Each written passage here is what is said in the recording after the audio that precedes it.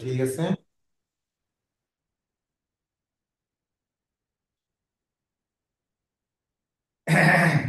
আমাদের টপিক হবে আজকে number, gender, tense. Number, gender, tense, এই তিনটা টপিক হবে আমাদের। তো আমি প্রথমে কিছু একটু সেন্টেন্স লিখি, আপনারা একটু দেখেন, কিছু প্রশ্ন দেখেন। ক্লাসটা খুব সহজ।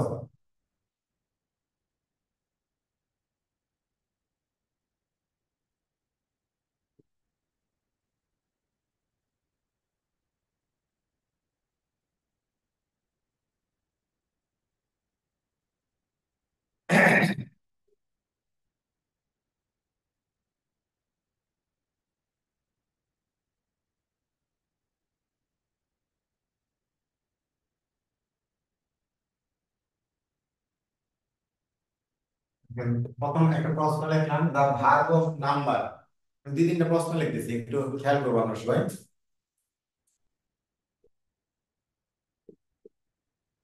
Plural form of the word loves. ঠিক আছে?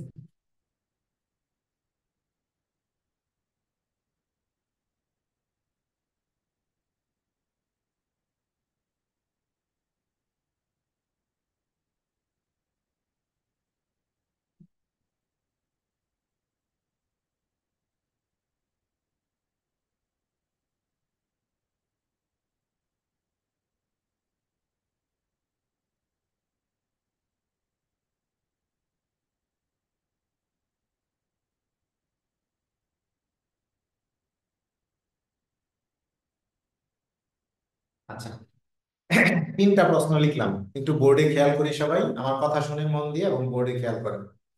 এখানে দেখেন যে প্রথম শব্দটা লিখছি দ্য ভার্ব অফ নাম্বার। হ্যাঁ, লেখা দেখতে পাচ্ছেন তো? কথা জি বলেন। Sir. The verb of number, এটা আপনার 36 বিসিএস এই প্রশ্নটা আসছিল। ঠিক আছে, এই প্রশ্নটা আসছিল 36 বিসিএস। তো 36তম বিসিএস এই প্রশ্নটা আসলো। তো এই প্রশ্নের, আর এটা সম্ভবত যতদূর মনে আছে, এই প্রশ্নটা আসছিল 38 বিসিএস। পরেরটা, 2 নাম্বার যে প্রশ্নটা লিখছি, এটা আসছিল 38 বিসিএস এ। আর এই শব্দটা এখানে যেটা লিখছি, এটা সম্ভবত 42তম বিসিএস এ আসছিল। ঠিক আছে। তো এই শব্দটার ক্ষেত্রে, তিনটা শব্দের ক্ষেত্রে আমি তিনটা প্রশ্ন লিখে আলোচনা শুরু করলাম। দেখেন এটার একটা অপশন দেই। অপশনটা হচ্ছে,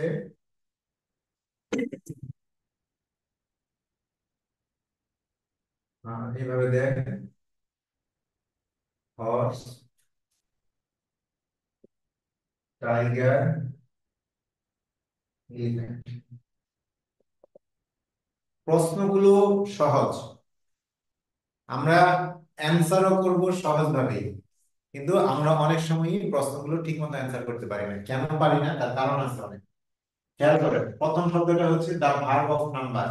এটা সঠিক উত্তর হচ্ছে বি নাম্বারটা, enumerate. Plural form of the word louse, এটার প্লুরাল ফর্ম হচ্ছে লাইস। উত্তরটা হবে। আরেকটা আছে, the word remain the same in the plural. প্লুরালে কোন শব্দটা যা আছে তাই থাকে, তো উত্তর হবে দিয়া।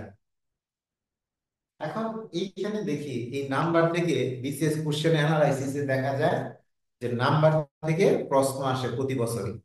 ঠিক আছে, প্রতি বছরই কি ধরনের প্রশ্ন আসে, প্রতি বছরই কম বেশি দেখা যাচ্ছে যে গত কয়েকটা বিসিএস, এই যে দেখেন 36, 38, 42, ঠিক আছে, 37, 38 বিসিএস এর প্রশ্ন আসছে। 39তম বিসিএস যেটা ছিল, 39তম বিসিএস একটা প্রশ্ন ছিল এরকম, যতদূর মনে পড়ে, এটা অনেকেই পারে নাই, যে ওভাম শব্দটির প্লুরাল। ঠিক আছে, যে এই শব্দটা আসছিল, যে এই শব্দটা ওভাম, ওভাম শব্দটার প্লুরাল কি। এখন ওভাম শব্দটার প্লুরালটা দিতে গিয়ে এখানে অপশন ছিল চারটা। একটা অপশন ছিল এরকম, একটু লিখেন বা দেখেন। একটা প্রশ্ন ছিল এরকম যে ওভাম শব্দটার প্লুরাল কি। ওভামস ছিল একটা, আরেকটা ছিল এরকম O V U M E S, আরেকটা ছিল এরকম ও ভি এ, আরেকটা ছিল এরকম O V U M A S. সবাই একটু রেসপন্স করেন, কথা বুঝতেছেন? জি স্যার। হ্যাঁ, লেখা দেখা যাচ্ছে? স্যার লেখা অনেক ছোট। বুঝি নাই। স্যার লেখা অনেক ছোট দেখা যায়। আচ্ছা, একটু স্পটলাইট করে নেন। স্বাভাবিকভাবে যেভাবে লিখি ওইভাবেই আছে। আচ্ছা, আমি এরপরে বড় করে লিখতেছি। এখানে দেখেন, ওভাম শব্দটা আমি লিখছি এটা।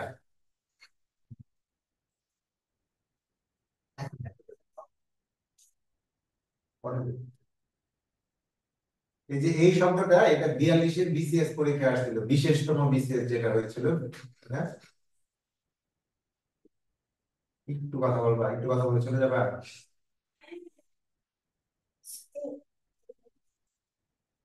এই যে এখন দেখেন এখানে 4টা অপশন দিয়েছি। হ্যাঁ, একটু বলো, হাই দাও একটা। হ্যালো, কেমন আছো হ্যালো, তুমি? বলো আসসালামু আলাইকুম। ওয়ালাইকুম আসসালাম, কেমন আছো তুমি? খাবার খেয়েছো? টাটা। Good. খেয়াল করেন, এই প্রশ্নটা কততম বিসিএস এ আসছে আমরা বললাম। এখানে আমি 4টা কোশ্চেন লিখছি, 4টাই বিসিএস এ আসা কোশ্চেন। ঠিক আছে? আবার এরকম প্রশ্ন আছে যে সিঙ্গুলার ফর্ম কোনটা, ধরেন 4টা শব্দ দিল, দিয়ে আপনাকে আইডেন্টিফাই করতে দিবে নিচের কোনটি সিঙ্গুলার ফর্ম। একটু খেয়াল করেন যে আমি লিখি এখানে, এই যে দেখেন লিখলাম ব্যাকটেরিয়া, লেখা দেখা যাচ্ছে আশা করি, আমি মুছতে চাচ্ছি না একটা। ক্রাইটেরিয়া, লেখা দেখা যাচ্ছে না? জি স্যার। রেডিয়াস। আর 4 নাম্বারটা লিখলাম ফেনোমেনা।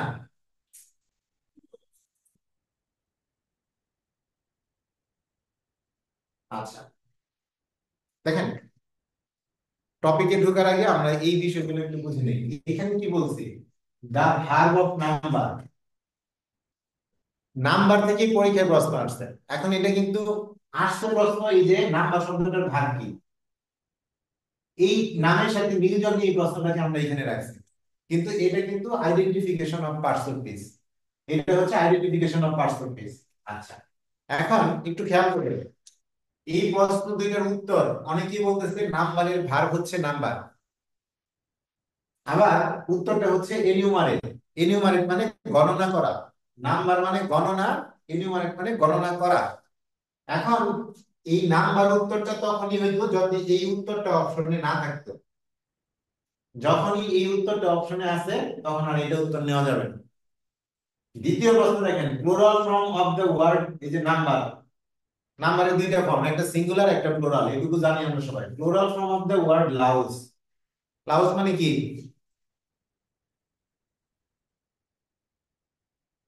বলেন, লাউস মানে কি? স্যার উকুন। এটা না বললে আমি আগাবো না, এটা সবার জানার কথা। স্যার উকুন উকুন। হ্যাঁ, তো এটা বলতেছেন না কেন? এগুলো তো ছোটবেলাতেই আমরা শিখছি। তাহলে লাউস শব্দের অর্থ হচ্ছে উকুন, এটা হচ্ছে সিঙ্গুলার হিসেবে বলা হচ্ছে। এটা প্লুরাল ফর্ম কি? এটা প্লুরাল ফর্ম হচ্ছে lice, L I C E, lice. আবার দেখেন এখানে কি আছে, the word remain the same in the plural. নিচে 4টা অপশন দিয়ে দিছে, দিয়ে বলতেছে নিচের কোন শব্দটি সিঙ্গুলার এবং প্লুরাল একই রকম। দেখেন, হর্সের প্লুরাল কি? হর্সেস। টাইগারের প্লুরাল কি? টাইগার্স। এলিফ্যান্টের প্লুরাল কি? এলিফ্যান্টস। কিন্তু ডিয়ার, ডিয়ার মানে হরিণ, হরিণের প্লুরাল কি কোনোদিন ডিয়ার্স শুনছেন? শোনার কথা না। কথা বুঝাইতে পারলাম? তাহলে এটার প্লুরাল ফর্ম হচ্ছে, এটার প্লুরাল ফর্ম হচ্ছে, এটা প্লুরাল ফর্ম হচ্ছে ডিয়ার। তাহলে এখানে বলছে the word remain the same in the plural. কোনটার সিঙ্গুলার এবং প্লুরাল ফর্ম একই থাকে? তাহলে উত্তর হচ্ছে ডিয়ার। এটা ডিয়ার্স মানে। এরকম আরো অপশন আছে, যেমন ফিশ হয় না, ফিশের প্লুরাল ফর্ম ফিশ, কিন্তু ফিশেস হইতে পারে। ঠিক এরকম নিয়ম ধরে এই নাম্বার থেকে এরকম প্রশ্ন পরীক্ষায় আসে, সবসময় একটু প্যাচ লাগানোই থাকে। অনেক সময় আমরা পারি, অনেক সময় পারি না। দেখেন, একটা নাম্বার মানে ধরে রাখেন কম করে হলেও 1000 জনের আগে যাবে। এক নাম্বার যদি আপনি ঠিক করেন, যাবে। এখন এই ওভাম, ওভাম শব্দের অর্থ কি বলেন? স্যার ডিম্বক। হ্যাঁ, ঠিক আছে, ডিম্বক বা ডিম্বাণু বলতে পারি আমরা, ডিম্ব বলে আর কি। তাহলে এটা কি বলছে, ঘন কোষ যেটা, সেটাকে বলে। তাহলে এখন এই ওভামে এটার প্লুরালটা কি হবে? এখানে আসছে যে এটার প্লুরাল ফর্ম কি। আমরা অনেকেই করি কি, এইটা দিয়ে দিই উত্তরটা, কিন্তু উত্তরটা হবে, দেখেন এটা একটু অন্যরকম বলা হয়ে থাকে। শব্দের শেষে যদি ইউএম থাকে, তাহলে ইউএম উঠে গিয়ে এ বসে। তাহলে এই নিয়ম অনুযায়ী দেখেন তো, ইউএম উঠে গিয়ে এ বসলে উত্তর কোনটা সঠিক? স্যার ওভা। 3 নাম্বারটা, এই যে 3 নাম্বারটা। ইউএম উঠে গিয়ে এ বসবে, আম উঠে গিয়ে কি বসবে? এ বসবে। তাহলে আম উঠে গিয়ে যদি এ বসে, তাহলে এখানে হবে ও ভি এ। তাহলে এটা হবে প্লুরাল ফর্ম। এখন আপনি এটা যদি না জানেন, তাহলে এটা আর কোনো কিছুই করার নাই। তাহলে জানতে হবে। জানার বিষয়টাই হচ্ছে যে এখানে মূল বিষয়। তারপরে দেখেন, এই যে এটা হবে উত্তর। তাহলে নিয়ম অনুযায়ী UM is equal to plural করার ক্ষেত্রে এ। যেমন আমরা শিখছি এরকম, বাস প্লুরাল করতে হবে ইএস দিয়ে, তাহলে প্লুরাল হচ্ছে বাসেস। ঠিক এরকম ইউএম থাকলে প্লুরাল বসাতে হয়। আমি আসতেছি নিয়মগুলো তো দেখাই দিব। আবার এইখানে একটা প্রশ্ন করছি যে এই 4টা শব্দের মধ্যে, এই যে এই 4টা শব্দ, এই 4টা শব্দের মধ্যে কোনটা প্লুরাল, সরি কোনটা সিঙ্গুলার? এই 4টা শব্দের মধ্যে কোনটা সিঙ্গুলার? পরীক্ষায় আপনার প্রশ্ন আসবে, তাহলে আপনাকে উত্তর দিতে হবে এখন কোনটা সিঙ্গুলার। এখন আপনি বলেন যে এটার সিঙ্গুলার কোনটা হবে। আগের নিয়মের মধ্যে এটা আছে অনেকটা। বেশিরভাগ লোক উত্তর দিবে এটা 38তম এবং 37তম বিসিএস, দুইটা দিয়ে আসলে এই প্রশ্নটা। চিন্তা করে উত্তর দেন। ব্যাকটেরিয়া, ক্রাইটেরিয়া, রেডিয়াস, ফেনোমেনা, এই 4টার মধ্যে কোনটা রেডিয়াস হবে। সিঙ্গুলার ফর্ম কোনটাতে আছে? Sir radius. Radius. Okay, radius. Bacteria না? স্যার ব্যাকটেরিয়ার সিঙ্গুলার হচ্ছে ব্যাকটেরিয়াম। Very good. কে বলছেন এটা? স্যার শরীফ। আচ্ছা, গুড। ব্যাকটেরিয়ার সিঙ্গুলার হচ্ছে ব্যাকটেরিয়াম। ঠিক আছে। তো এখানে একমাত্র সিঙ্গুলার ফেনোমেনা মানে কি বলেন তো? উল্লেখযোগ্য। বলেন। স্যার ফেনোমেনা মানে কি উল্লেখযোগ্য স্যার? ফেনোমেনা মানে হচ্ছে ইনসিডেন্টস, ঘটনা সমূহ, ঘটনা বলি বা ঘটনা সমূহ, ফেনোমেনা। ক্রাইটেরিয়া সিঙ্গুলার ফর্ম কি তাহলে? ক্রাইটেরিয়া যেহেতু প্লুরাল বললেন, এটা সিঙ্গুলার কি? Sir criterion. Criterion. Very good. এই যে ভেজাল গুলো, এই ধরনের শব্দগুলোই মনে রাখা হচ্ছে আপনার কাজ। তাহলে এই ধরনের প্রশ্নগুলোই ঘুরাই ঘুরাই আসবে, যে কোনটা সিঙ্গুলার কোনটা প্লুরাল, এই জিনিসগুলোই আপনাদেরকে পরীক্ষার মধ্যে আইডেন্টিফাই করতে দিবে। জিনিসগুলো আসলে খুব একটা কঠিন না। বিষয় হচ্ছে যারা পড়বো তারা পারবো, যারা পড়বো না তারা পারবো না। এখানে দ্বিতীয় কোনো অপশনই নেই যে আমি আমি পড়তেছি, আমি এটা পারবোই, আমি পড়তেছি না, আমি এটা পারবো না, এরকম কোনো মানে না পড়লেও পারবো আন্দাজের উপর দিয়ে দিবে, এরকম হবে না। এই জিনিসগুলো আপনার যদি জানা থাকে, দেখেন এই সবগুলো প্রশ্ন এখানে একটা দুইটা তিনটা চারটা পাঁচটা, এই 5টা প্রশ্নই, বা এখানে ফিশ বিশেষ লিখছি, এই সবগুলো শব্দই এই নাম্বার থেকে এখানে আসে। তাহলে এখানে দেখা যাচ্ছে যে 6-7টা কোশ্চেন, বেশ কিছু প্রিভিয়াস ইয়ারের কোশ্চেন গুলোতে এগুলো আসছে। তো আমার কাজ হচ্ছে যে প্রিভিয়াস ইয়ারে আসুক বা না আসুক, আমি যখন পড়বো, তখন পড়ার সময় আমি এই ঘটনাগুলো বা জিনিসগুলো মানে মনে রাখার চেষ্টা করবো। আর আপনাদের শীটেও দেখবেন এগুলো সব সুন্দর করে গুছানো দেওয়া থাকার কথা। তো এই জিনিসগুলো আমরা ধরে ধরে পড়বো। এখন এটা এটা হলো বেসিক কথা। এখন যদি আসি টপিক ভিত্তিক কথা বলি, যে নাম্বার জিনিসটা আসলে এটা কত প্রকার, কি কি এবং কি কাজে লাগে। ঠিক আছে। নাম্বার কাকে বলে, কত প্রকার, কি কি এবং কার কাজে লাগে। এক মিনিট।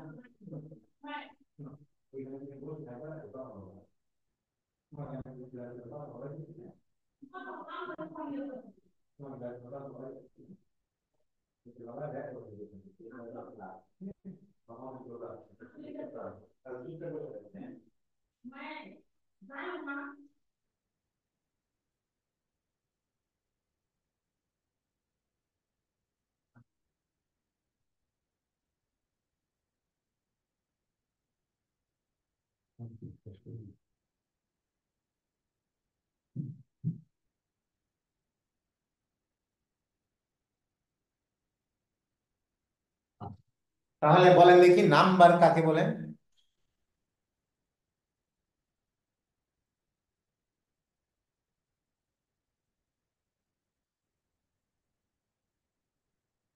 এখান থেকে কি ধরনের প্রশ্ন আসবে, এই বিষয়টা কি সবার ক্লিয়ার না ক্লিয়ার না? Clear sir. পরীক্ষায় কিন্তু অনেক সময় প্রশ্ন এরকম হয়, খেয়াল রাখবেন। প্রশ্নের মধ্যে একটা প্যাচ থাকেই সব সময়।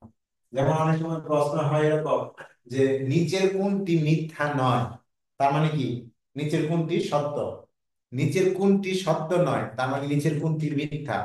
এই ধরনের অনেক প্রশ্ন হয়। তো এখানেও যখন প্রশ্ন আসবে, অনেক সময় প্রশ্ন আসবে নিচের কোনটি সিঙ্গুলার, নিচের কোনটি সিঙ্গুলার, নিচের কোনটি প্লুরাল, এগুলো সবগুলো আপনার খেয়াল রাখতে হবে। তো সরাসরি এইভাবে আসবে এরকম না। অনেক সময় প্রশ্ন আসবে নিচের কোনটা পরিবর্তন হয় না, আবার বলা যাবে নিচের কোনটার দুইটা প্লুরাল হয়, এরকম। তো এখন নাম্বার জিনিসটা কি, এক কথা মনে রাখবেন, আমরা নাম্বারও চিনি জেন্ডারও চিনি, কিন্তু সংজ্ঞাটা চিনি স্যার, না। বলেন। আমাদের সেন্টেন্স নিয়ে কথা বলার কথা ছিল, ওই টপিকটা কি হয়ে গেছে নাকি? টেন্স নিয়ে, সেন্টেন্স কি নিয়ে কথা বলার কথা ছিল বলেন দেখি।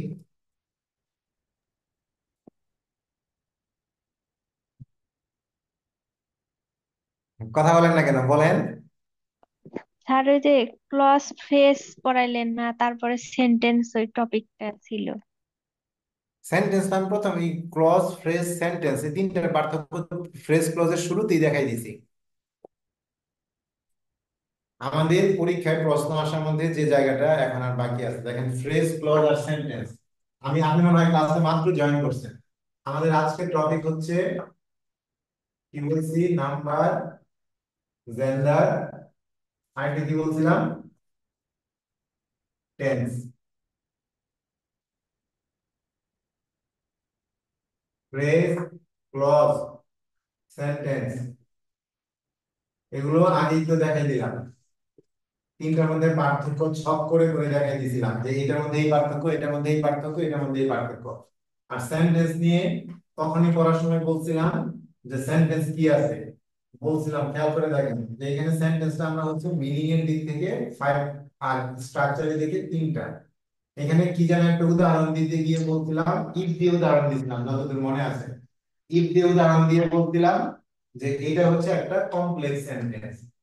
এবং এখানে আরেকটু কথা যেটা আছে যে এই রিলেটেড আরেকটু বাকি আছে, যেটা আসবে আমাদের কনজাংশনের সময়। আলাদা করে তো আর কোনো সেন্টেন্স আসার কথা না।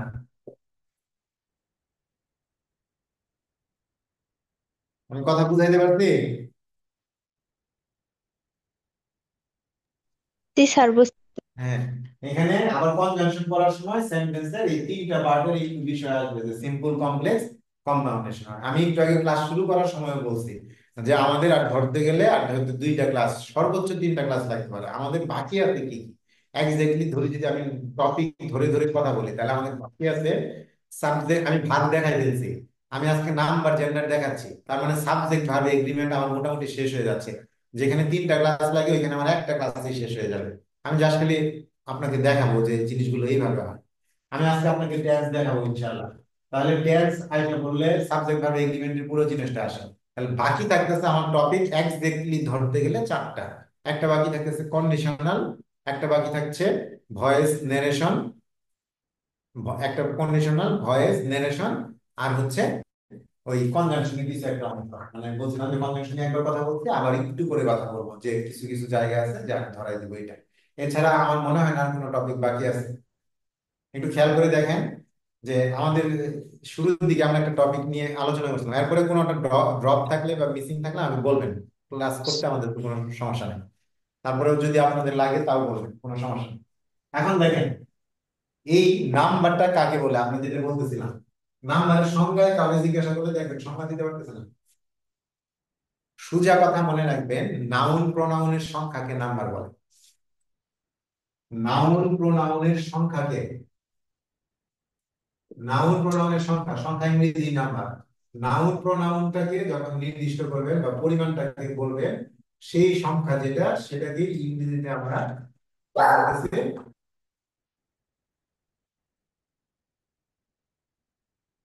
সেটাকে আমরা নাম্বার বলতেছি। নাউন প্রোনাউনের সংখ্যাকে, অর্থাৎ নাউনটা কি। যেমন আমি বললাম যে পেন, কয়টা পেন, এটা সামনে যদি বলি one, O N E one.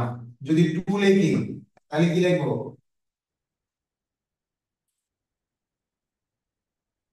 কথা বলে না কেউ। যদি ওয়ান লিখি তাহলে পেন লিখবো, যদি টু লিখি তাহলে পেন্স লিখবো। এটাই হচ্ছে নাম্বার। 8টা পার্টস পিসের মধ্যে মাত্র 2টা পার্টস পিসের নাম্বার হয়, কিন্তু আসলে কথাটা সত্য না। এই নাম্বারের 2টা ফর্ম আছে, আগে দেখাইছি। একটা হচ্ছে সিঙ্গুলার, আর একটা হচ্ছে প্লুরাল। একটা হচ্ছে সিঙ্গুলার আর একটা হচ্ছে প্লুরাল। সিঙ্গুলার মানে আমরা জানি, এটা আমি যখন আনকাউন্টেবল নাউন পড়াইছিলাম তখন আলোচনা করছিলাম অনেকটাই। আর প্লুরাল, প্লুরালটা নিয়ে আলোচনা করছিলাম। এবং এখানে আমরা যে কথাটা একটু খেয়াল করে রাখেন, কালেকটিভ নাউন, কমন নাউন, এই যে বিষয়গুলো আছে এই বিষয়গুলো নিয়ে তখন আলোচনা করেছিলাম, তখনই এই নাম্বারের কথা আসছিল। নাউনের ক্ষেত্রে শুধুমাত্র কমন নাউন আর কালেকটিভ নাউনের নাম্বারের পরিবর্তন হয়।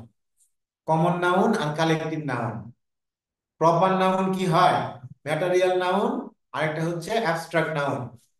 নাম্বার অবশ্যই কিসের সাথে রিলেটেড, নাম্বার নাউন এবং প্রোনাউনের সাথে রিলেটেড। এই নাউন আবার কয় প্রকার, 5 প্রকার, দেখছি আমরা আগে পড়ায় আসছি। খেয়াল রাখবেন, নাম্বার হয় এই 2টা নাউনের, একটা হচ্ছে কমন নাউন আর একটা হচ্ছে কালেকটিভ নাউন। বাকি কি আছে, বাকি আছে প্রপার, ম্যাটেরিয়াল, আর একটা হচ্ছে অ্যাবস্ট্রাক্ট। এদের নাম্বার হয় না, সংখ্যা দিয়ে প্রকাশ করা না। তাহলে 8টা পার্টস পিসের মধ্যে মাত্র 2টা পার্টস পিসের নাম্বার হয়। কিন্তু এই কথাটার মধ্যে একটা সমস্যা আছে। সমস্যাটা হচ্ছে যে সাবজেক্ট ভার্ব এগ্রিমেন্টে গিয়ে আমরা আরেকটা জিনিস পাবো, সেটা হচ্ছে মিল রাখার জন্য। আমি একেবারে শুরুতে বলছিলাম আপনাদেরকে, শুরুতে বলছিলাম যে কি, সাবজেক্ট ভার্ব অবজেক্ট। এই সাবজেক্টটা সবসময় কে হয়, নাউন অথবা প্রোনাউন হয়। জেনারেল রুলস, অবজেক্টটাও নাউন বা প্রোনাউন হয়। আর সাবজেক্ট ভার্বের মাঝে একটা বন্ধুত্বপূর্ণ সম্পর্ক থাকবে, সাবজেক্ট ভার্ব এগ্রিমেন্ট।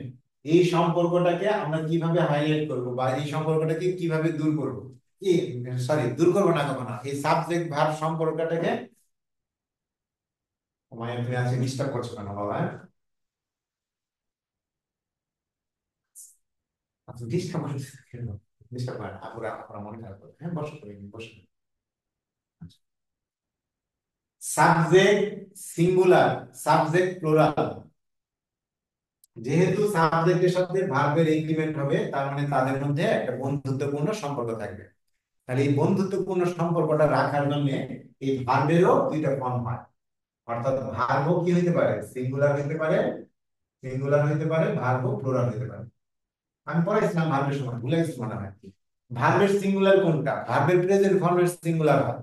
প্রেজেন্ট ফর্মের সিঙ্গুলার বলতে সেটাকে বলা হচ্ছে যে ভার্বের সাথে এস বা ই এর যুক্ত হলে ভার্বটা সিঙ্গুলার, আর ভার্ব যদি তার বেস ফর্মে বসে তাহলে ভার্বটা হচ্ছে প্লুরাল। ভার্বের সাথে এস বা ই এর যুক্ত হলে সিঙ্গুলার, ভার্বের বেস ফর্ম যেটা সেটাকে আমরা বলছি প্লুরাল। ভার্বের যে বেস ফর্ম সেটাকে আমরা কি বলছি? প্লুরাল ফর্ম বলছি। আমার এই পর্যন্ত কথা বুঝছেন আপনারা? জি স্যার। একটু একটু রেসপন্স করেন প্লিজ। আছেন জি স্যার, সবাই? বুঝতে পারছি। জি স্যার। জি স্যার। আচ্ছা, জি স্যার। 12 পর্যন্ত আছেন ক্লাসে মোটামুটি। হ্যাঁ, আমি কি বলছি একটু একটু ভালো করে খেয়াল করেন। নাম্বার জিনিসটাকে আপনার ইংরেজিতে একটা বিষয় সবসময় খেয়াল রাখবেন, যে একটা টপিক শুধুমাত্র একটা জায়গায় নির্ভরশীল না। আপনার ইদানিং পরীক্ষাগুলোতে একটু কম আসে, কিন্তু আগামী পরীক্ষায় বা আপনার পরীক্ষায় যে আসবে না এমন কোনো কথা নাই। পিন পয়েন্ট এরর নামে একটা টপিক আসে। পিন পয়েন্ট এরর মানে হচ্ছে একটা সেন্টেন্স দেওয়া থাকবে, সেন্টেন্সে কোথায় ভুল আছে সেটা আপনাকে খুঁজে বের করতে হবে, ভুলের অংশটা খুঁজে বের করতে হবে।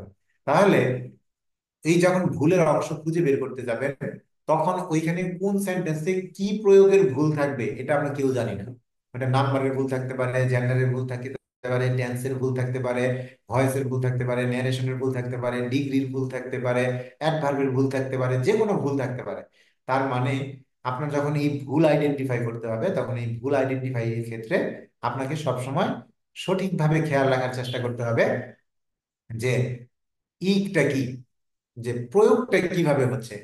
আমি শুরুতেই বললাম যে নাম্বারের দুইটা ফর্ম হয়। নাম্বারের দুইটা ফর্ম হচ্ছে, একটা হচ্ছে সিঙ্গুলার ফর্ম আর একটা প্লুরাল ফর্ম। তাহলে কোন কোন পার্টস পিসের সিঙ্গুলার প্লুরাল হয়? নাউন এবং প্রোনাউন। কিন্তু নাউন এবং প্রোনাউনের সাথে কার সম্পর্ক বিদ্যমান? ভার্বের সম্পর্ক বিদ্যমান। এই ভার্বের সম্পর্কের সাথে যেটা থাকে সেটাকে আমরা অ্যাডভার্ব বলি, সাবজেক্ট ভার্ব এগ্রিমেন্ট বলি। যেহেতু নাউন প্রোনাউন সিঙ্গুলার প্লুরাল হয়, তাই ভার্বও সিঙ্গুলার প্লুরাল হবে। এটা শুধুমাত্র প্রেজেন্ট টেন্সের ক্ষেত্রে, অর্থাৎ ভার্ব যখন বেস ফর্মে থাকবে, বেস ফর্মটা হচ্ছে প্লুরাল, আর এস বা ই এর যুক্ত ফর্ম যেটা হচ্ছে সেটা হচ্ছে সিঙ্গুলার। আর বি ভার্বের ক্ষেত্রে আমরা জানি ইজ হচ্ছে সিঙ্গুলার, আর হচ্ছে প্লুরাল। আবার আর ক্ষেত্রে ভিন্ন ফর্ম ব্যবহৃত হয়। এই পর্যন্ত কথা ক্লিয়ার না সবার? জি স্যার। আচ্ছা, জি স্যার। জি স্যার। হ্যাঁ বলেন। আচ্ছা, এখন নাম্বার নিয়ে আরো দুই একটা ইনফরমেশন দিই যেগুলো আপনাদের কাজে লাগবে। নাম্বার শব্দটা নিজে একটা শব্দ এবং এটাকে সিঙ্গুলার শব্দ নাম্বার। এই শব্দটা সিঙ্গুলার, তাহলে এটার প্লুরাল কি? প্লুরাল হচ্ছে নাম্বার। নাম্বারের রিটেন অ্যাব্রিভিয়েশনটা অন্য শব্দ থেকে আলাদা, খেয়াল রাখবেন। নাম্বারের রিটেন অ্যাব্রিভিয়েশন, অ্যাব্রিভিয়েশন মানে কি? সংক্ষিপ্ত। এই যে এরকম আমরা সবাই জানি, ঠিক আছে? ঠিক আসলে এরকম না, এরকম অ্যাব্রিভিয়েশন ফর্ম, এটা ইন্টারন্যাশনালি অ্যাকসেপ্টেড। নাম্বারের অ্যাব্রিভিয়েশন ফর্ম হচ্ছে নম্বর, আমরা এন ও নং হিসাবে আমরা যেটাকে বাংলায় বলি, এরকম। আর নাম্বার শব্দের ভার্ব সবসময় খেয়াল রাখবো, নাম্বার শব্দের ভার্ব হচ্ছে এনিউমারেট, গণনা করা। এটা নিয়ে যদি কেউ কখনো বিতর্ক করে, তর্ক করে, আপনি বলবেন এটা আমারও কথা না, আমারও কথা না, যে আমাদের ইনস্ট্রাক্টর আছে যে উনারও কথা। এটা ক্যামব্রিজের অ্যাডভান্স লার্নার ডিকশনারির কথা, যে নাম্বারের ভার্ব হচ্ছে এনিউমারেট। আমিও বলি না এটা। হ্যাঁ, তর্কের খাতিরে আপনি নাম্বারের ভার্ব নাম্বারও বলতে পারেন, যেটা আমি শুরুতে বলছিলাম। কিন্তু যদি এনিউমারেট থাকে, অর্থাৎ মূল ভার্বটা থাকে, তাহলে আপনাকে সেই উত্তরটাই দিতে হবে, নাম্বারটাকে আপনি উত্তর হিসেবে সিলেক্ট করতে পারবেন না। এরকম কনফিউজিং কোশ্চেন বিসিএস সহ যে কোনো পরীক্ষার ক্ষেত্রে এটা উপযুক্ত বা আসে। কথা কি ক্লিয়ার সবার? জি স্যার। আচ্ছা, সোর্স হচ্ছে ওইটা আমরা বলে দিলাম, যে ইয়ের ক্ষেত্রে এটার নাম কি? ক্যামব্রিজ ডিকশনারি বলে দিবেন, সম্ভবত থার্ড বা ফোর্থ এডিশন থেকে আসে। আচ্ছা, একবার আপনার কোন একটা ভার্সিটির ভর্তি পরীক্ষা একটা প্রশ্ন এরকম আসছিল, নাম্বার শব্দটা কার সাথে রিলেটেড। অপশনে ছিল এরকম: নাউনের সাথে, ভার্বের সাথে রিলেটেড, অ্যাডজেক্টিভ ভার্বের সাথে রিলেটেড, নাউন প্রোনাউনের সাথে রিলেটেড, কোনোটাই না। উত্তর কি হবে বলেন, মুখে বলেন। Sir, sir noun noun pronoun. Pronoun. Noun verb আছে যে, ভার্ব তো বললাম, তাহলে কি এই উত্তরটা হবে?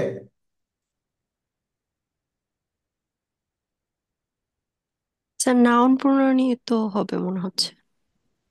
আচ্ছা, তাহলে ভার্ব তো বললাম, ভার্বের তো সিঙ্গুলার প্লুরাল হয়, তাহলে ভার্বের সিঙ্গুলার প্লুরাল হবে না। তার ভার্বটা তো হচ্ছে পরে আসতেছে না, আগে তো নাউন প্রোনাউনের সাথে সম্পর্কটা ভার্বটা আসবে শর্ত সাপেক্ষে। ভার্বটা কি সাপেক্ষে আসবে? শর্ত সাপেক্ষে, যে ভার্ব সাবজেক্টের সাথে এগ্রিমেন্ট তৈরি করে, এই জন্য এটা আসবে।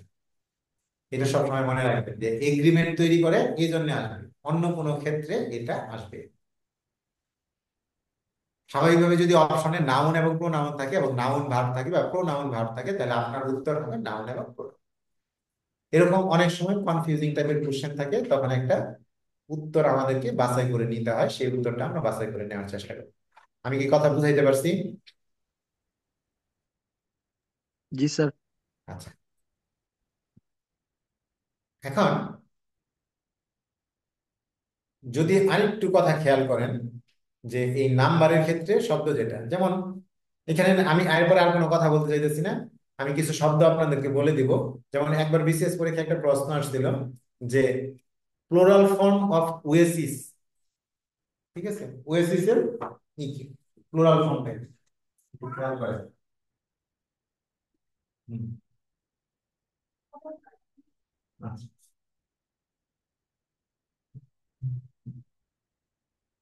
এই যে এই শব্দটার প্লুরাল ফর্ম, ইয়েস, ওয়াসেস। হ্যাঁ, ওয়াসেস, SES। খেয়াল রাখবেন। এখন কথা হলো এটা প্লুরাল ফর্ম যে এইটা, এটা কিভাবে মনে রাখবেন? একটা টেকনিক শিখাই দিই। পরীক্ষায় যদি প্রশ্ন থাকে কোনো শব্দ দিয়ে, যে লাস্টে IS আছে, লাস্টে IS আছে, সেটাকে প্লুরাল করতে বলছে। লাস্টে কি আছে?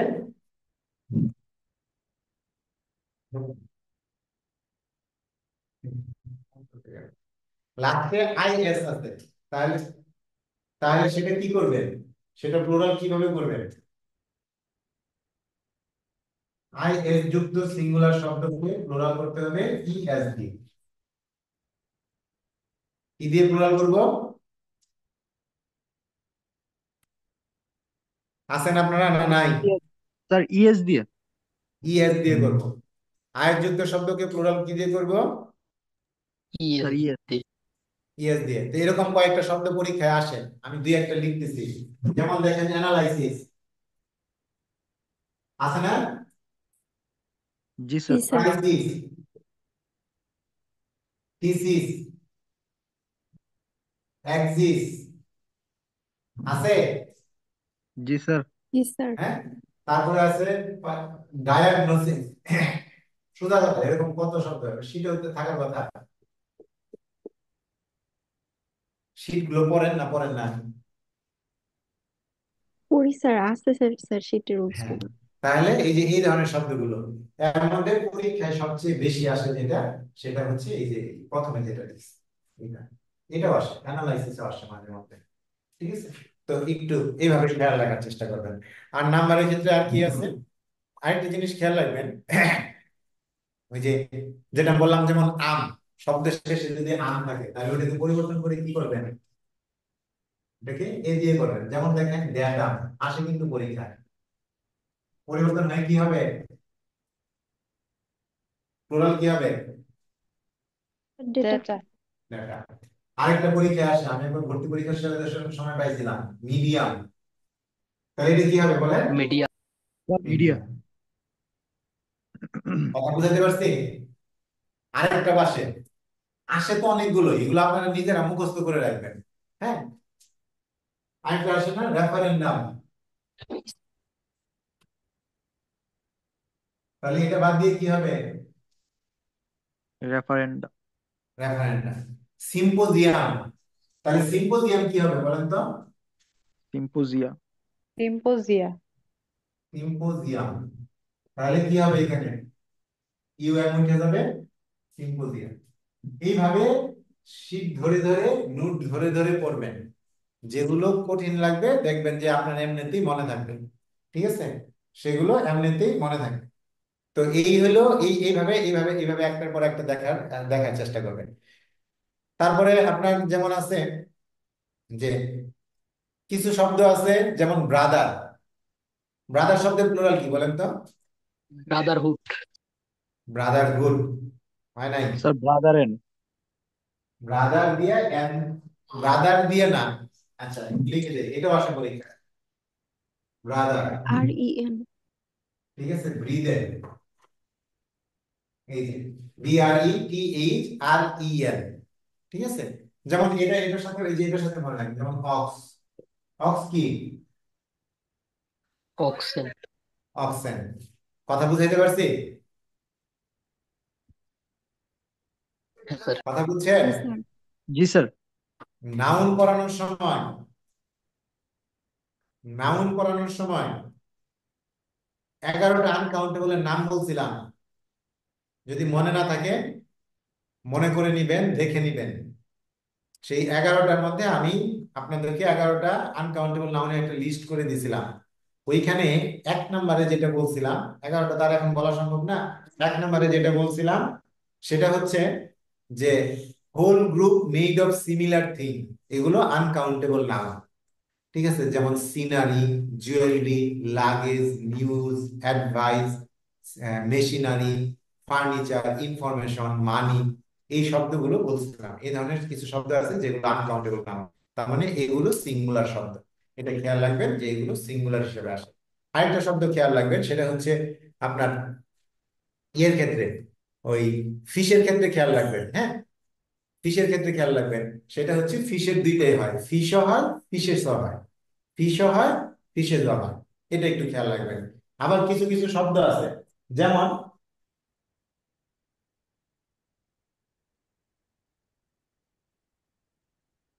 এগুলো নাউনের সময় একটু বলছিলাম, আমি যা ধরাই দিচ্ছি, খেয়াল করেন, brother in law, brothers in. এটা প্লুরাল কিভাবে করতে বলছিলাম? এখানে মূল শব্দ কোনটা দেখেন, এখানে রুট ওয়ার্ড কোনটা? Sir brother. Root word brother. তাহলে আমি একটা জিনিস বলে দিই, পার্টস অফ স্পিচ কয়টা? 8টা না? সবাই বলেন পার্টস অফ স্পিচ কয়টা? স্যার 8টা। 8টা। এর মধ্যে 2টা ভাগে ভাগ করেন, একটার নাম দেন RW, আরেকটার নাম দেন SW। RW মানে রুট ওয়ার্ড, SW মানে সাবসিডিয়ারি ওয়ার্ড। রুট ওয়ার্ড গুলো হচ্ছে নাউন, অ্যাডজেক্টিভ, ভার্ব, অ্যাডভার্ব। আর সাবসিডিয়ারি ওয়ার্ড গুলো হচ্ছে বাকিগুলো। বাকি কি কি আছে? প্রোনাউন, প্রিপজিশন, কনজাংশন, ইন্টারজেকশন, ঠিক আছে, এগুলো বলা হচ্ছে সাবসিডিয়ারি ওয়ার্ড। তাহলে এখানে রুট ওয়ার্ড কোনটা? ব্রাদার। তাহলে প্লুরাল করার সময় এটা প্লুরাল হবে এরকম, ব্রাদার্স ইন ল। শুনেন, আমি বলি ছেলে মেয়েদেরকে, পরীক্ষার হলে একটা অদৃশ্য ভূত থাকে, ঠিক আছে। তো এই অদৃশ্য ভূতগুলো আপনার ঘাট ধরে আপনার প্রশ্নের উত্তর ভুল করাবে। প্রায় সময়ই আপনাকে ভুল উত্তর দিতে হবে বা ভুল উত্তর করে দেবে। একবার কিন্তু দাগ দিয়ে ফেললে কিন্তু শেষ, এটা কিন্তু আর চেঞ্জ করার কোনো উপায় নাই। তো আপনাকে সবসময় স্যার খেয়াল তাহলে রাখতে হবে। স্যার, হ্যাঁ বলেন। না স্যার বলতে চাইলাম তাহলে স্যার এই ধরনের ভূত আমার বেশি। হ্যাঁ, এই ধরনের ভুল আমার না, মানে আপনার না খালি, এই ধরনের ভুল আমাদের অনেকেরই হয়, ঠিক আছে। এই ধরনের ভুল আমাদের অনেকেরই হয়। তো আমরা চেষ্টা করবো এই ধরনের ভুলগুলোকে এড়ানোর জন্য, ঠিক আছে। কথা থেকে কথা আসলে কথায় মনে পড়ে পড়া। যেমন আরেকটা জিনিস মনে পড়বে, যেমন আমাদের একটা শব্দ পরীক্ষায় প্রায়ই আসে, যেমন অ্যালামনাস। অ্যালামনাস মানে কি বলেন তো সবাই?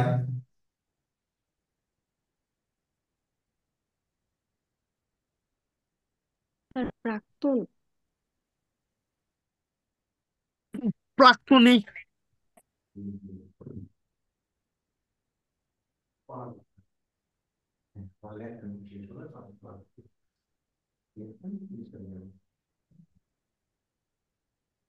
অ্যালামনাস মানে কি বলেন তো?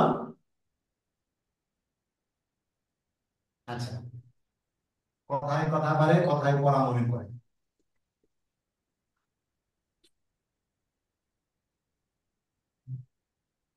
যখন পড়াইতে যাই বা পড়তে যাই তখন মনে হয় সব পড়ে ফেলবো, সব পড়ে ফেলবো।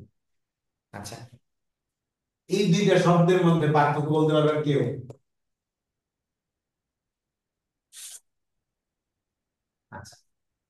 এটা হচ্ছে উপরটা হচ্ছে প্রাক্তন ছাত্র, আর নিচেটা হচ্ছে প্রাক্তন ছাত্রী। ঠিক আছে, এই দুইটারই সিঙ্গুলার প্লুরাল হয়। ঠিক আছে, এই অ্যালামনাস এটা হচ্ছে সিঙ্গুলার, এটার প্লুরাল হচ্ছে এই যে এইটা। শব্দের শেষে যদি কোনো নাউনের শেষে ইউএস থাকে, সেটাকে ইউএস তুলে দিয়ে আই বসাই দিবেন, তাহলে প্লুরাল হয়ে যাবে।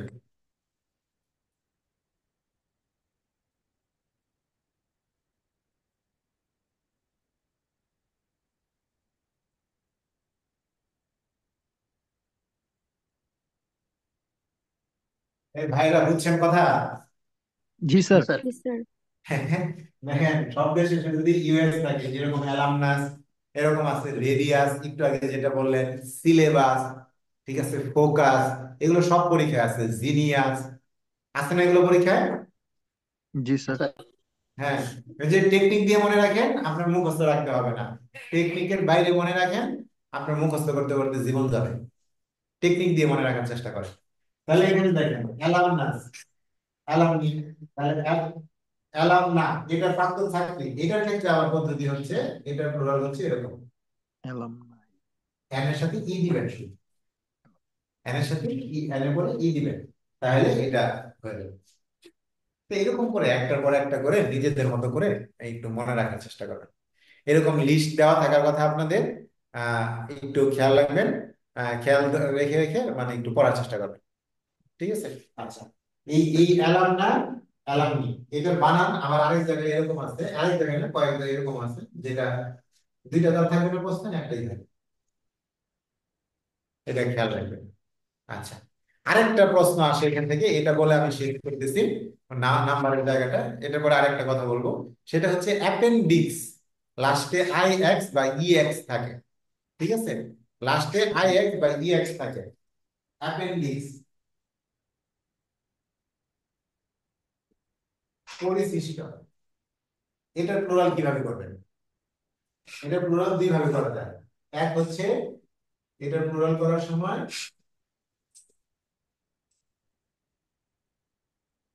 লাস্টে ই এর যুক্ত করে দিবেন, অথবা এক্স তুলে দিয়ে পিই এর যুক্ত করবেন। ঠিক আছে, তাহলে এটা হয়ে যাবে। এরকম আরেকটা শব্দ পরীক্ষায় আসে, সেটা হচ্ছে ইন্ডেক্স। তাহলে নিয়ম অনুযায়ী আমি কি করব?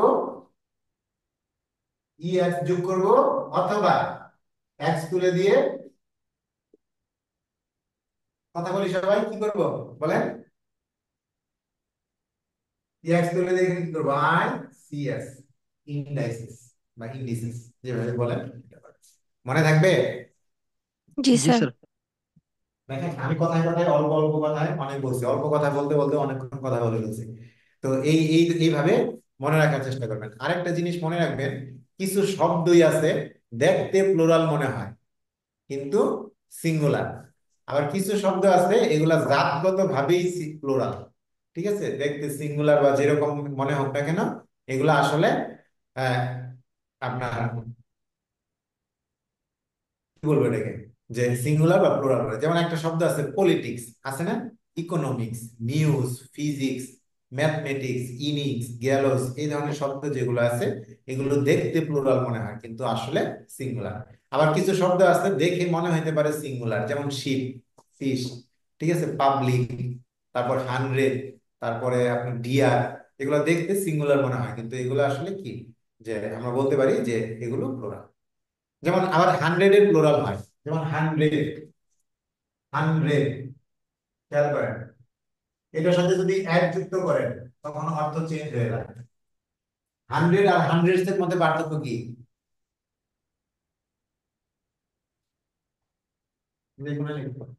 হান্ড্রেড আর হান্ড্রেডস এর মধ্যে পার্থক্য কি?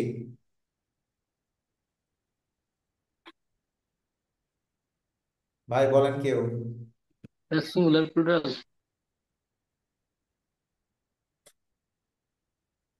কি পার্থক্য?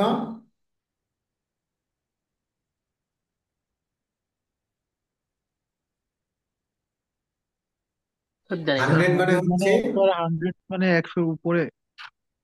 না, হান্ড্রেড মানে হচ্ছে শত শত, খেয়াল রাখবেন। যখন হান্ড্রেড, থাউজেন্ড এগুলোর সাথে এস যুক্ত হবে তখন অর্থ হবে শত শত। তখন কি অর্থ হবে? শত শত। শত শত অর্থ প্রকাশ করবে। এগুলো খেয়াল রাখবেন যে এই ধরনের শব্দগুলো মোটামুটি আসে। এই মোটামুটি নাম্বার নিয়ে কথা বলা যায়। আর বাকি কথাগুলো আরো মানে কি, যেমন শীট গুলো যেটা থাকবে যে শব্দের শেষে, যেমন আর্মি, আর্মিজ, কি, কিস, প্লে, প্লেস, ভাওয়েল থাকলে, কনসোনেন্ট থাকলে। তো এটা তো ছোটদের পড়া, এটা আমার পড়ানোর দরকার নাই। তবে আমি একটা শব্দ আপনাদের প্রায় ভুল করতে দেখি, এটা আমি বলে দিচ্ছি, সেটা হচ্ছে টুথ, দাঁত। এই দাঁতটা অনেকেই সিঙ্গুলার প্লুরাল কোনটা উল্টা পাল্টা লাগাই দেবে। টুথ হচ্ছে সিঙ্গুলার আর টিথ হচ্ছে প্লুরাল। এটা এটা ভুল করবেন না। এটা খেয়াল রাখবেন, আহ যেন এটা ভুল না হয়। এই ধরনের যে শব্দগুলো আছে এই মোটামুটি আপনার এটা। আর আনকাউন্টেবল নাউনের আমি যে লিস্টটা দিয়েছিলাম সেই লিস্টটা মনে রাখবেন, এগুলো হচ্ছে প্লুরাল, সিঙ্গুলার। আনকাউন্টেবল গুলো সবসময় সিঙ্গুলার নাম্বার হিসেবে যুক্ত হয়, এদের সাথে এস বা ইএস যুক্ত হবে না। এটা খেয়াল রাখবেন। আর ওই যেটা বললাম যে কিছু কিছু শব্দ আছে দেখতে সিঙ্গুলার কিন্তু আসলে প্লুরাল, আবার কিছু শব্দ আছে দেখতে প্লুরাল কিন্তু আসলে সিঙ্গুলার, এটাও খেয়াল রাখবেন। আর শেষে যেটা হচ্ছে যে সংখ্যা জাতীয় শব্দকে যদি কখনো প্লুরাল করতে হয় তাহলে কিভাবে করবেন। যেমন এটা একদম কোন জানি পরীক্ষায় দেখছিলাম, এই মুহূর্তে ঠিক মুখস্থ নাই, যে আপনার আসছে যে ফাইভ, ফাইভের প্লুরাল কি? Five apostrophe S. টেনের প্লুরাল কি? Ten apostrophe S. এটা খেয়াল রাখবেন। আরেকটা জিনিস খেয়াল রাখবেন, কিছু শব্দকে আছে যে জিরো মানে বলা হয় যে জিরো প্লুরাল ফর্ম। ওগুলোর সাথে এস থাকুক বা এস বা ইএস না থাকুক, তাহলে ওইটা হচ্ছে প্লুরাল ফর্ম। যেমন আপনার শিপ বলছি, ডিয়ার বলছি, পেয়ার বলছি, ডজন বলছি, গ্রজ বলছি, স্কোর বলছি, এরকম। এই শব্দগুলো এরকম খেয়াল রাখেন। থাউজেন্ড, মিলিয়ন, হান্ড্রেড, যেটা একটু আগে বললাম যে এগুলোকে জিরো প্লুরাল বলা হয়, মানে এগুলো সিঙ্গুলার প্লুরাল একই ধরনের। এটা। আর সংখ্যাটা অবশ্যই মনে রাখবেন, যে যেমন ফাইভ, এই অ্যাপোস্ট্রফি অ্যাপ যদি দিই তাহলে ফাইভ, পাঁচটা পাঁচ আছে, বা পাঁচের প্লুরাল, পাঁচেরা বা পাঁচ সংখ্যা গুলো, এরকম বোঝাবেন। অক্ষরের প্লুরাল কিভাবে করবেন? টি অ্যাপোস্ট্রফি এস, মনে করেন টি এর প্লুরাল, বা পি অ্যাপোস্ট্রফি এস, পিস। ঠিক আছে, এগুলো হচ্ছে সংখ্যার প্লুরাল। বিবিএ, ধরেন বিবিএ, এটা প্লুরাল কিভাবে করবেন? এগুলো আসে না, তারপরে যদি কখনো উল্টা পাল্টা বস্তা দেখেন তখন এটা হবে এরকম, অ্যাপোস্ট্রফি দিয়ে এভাবে করবেন। ঠিক আছে, যেমন ফাইভ টি এস লেখেন, ফাইভ টি, মানে পাঁচটা টি আছে, এটা হলো প্লুরাল। এইভাবে এইভাবে আপনি একটু করার চেষ্টা করবেন। কথা কি বুঝাইতে পারছি? আরেকটা বলতে গেলে শেষ হবে না। যেমন আর আর কিছু কিছু আছে শব্দ সিঙ্গুলারে একরকম, প্লুরালে অর্থ কি হয়ে যায়, চেঞ্জ হয়ে যায়। যেমন আর্ম, এটা একবার পরীক্ষায় আসছে, এই যে এখানে মাঝখানে লেখা আর্ম। আর্ম মানে কি? বাহু। এই যে এটা, ঠিক আছে, আর্মস। আর্মস মানে বাহু দেওয়া হয়। আবার এটার আরেকটা অর্থ আছে, সেটা হচ্ছে অস্ত্র শস্ত্র। এগুলো এগুলো দেখবেন। যেমন কাস্টম, কাস্টম মানে কি? প্রথা। প্রধান। ঠিক আছে, এখন আপনি কাস্টম না লিখে লিখলেন কাস্টমস, তখন কি হবে? দুইটাই অর্থ হবে। একটা হচ্ছে রীতি সমূহ হইতে পারে বা প্রথা সমূহ, আর কাস্টমস মানে হচ্ছে শুল্ক, ওই আবগারি শুল্ক, অমুক শুল্ক, তমুক শুল্ক বলে যে এরকম শুল্ক। যেমন মিনিট, এই তিনটা শব্দ মনে রাখেন, হুট করে মনে পড়লো তো ক্লিয়ার করে লিখে দিন। ওই জাস্ট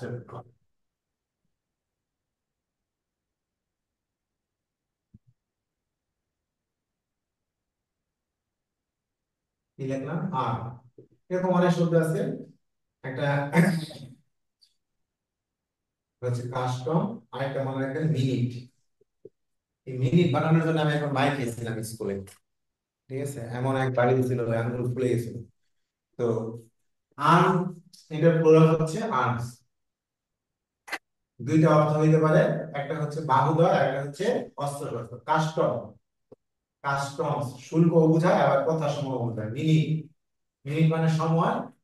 আবার আমরা যদি মিনিটস বলি তখন অর্থ দুই রকম হইতে পারে। এক, কয়েক মিনিট বুঝাইতে পারে, আবার বুঝাইতে পারে কোন সভার কার্য বিবরণী, সেটাকেও মিনিটস বলা হয়, কোন সভার কার্য বিবরণী। কথা ক্লিয়ার? জি স্যার। তাহলে এইভাবে শুনেন, এরকম কথা বললে সারা দিনই কথা বলা যাবে, সারা রাতও কথা বলা যাবে। তো ও বিষয়টা সারা দিন সারা রাত কথা বলার না, বিষয়টা হচ্ছে আমরা যেভাবে শুনলাম, যতটুকু শুনলাম এগুলো মনে রাখার চেষ্টা করবো। যে যত বেশি মনে রাখতে পারবো তার ফল তত বেশি ভালো। এটাই হচ্ছে আমাদের মানে পড়ার মূল বিষয়বস্তু।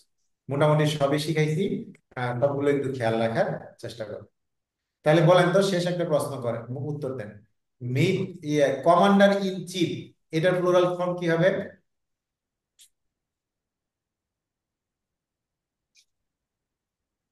তার শব্দটা আবার বলুন। হ্যাঁ,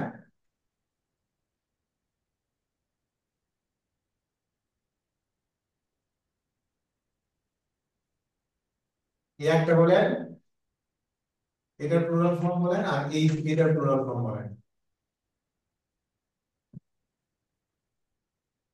পারবেন বানান ঠিক আছে?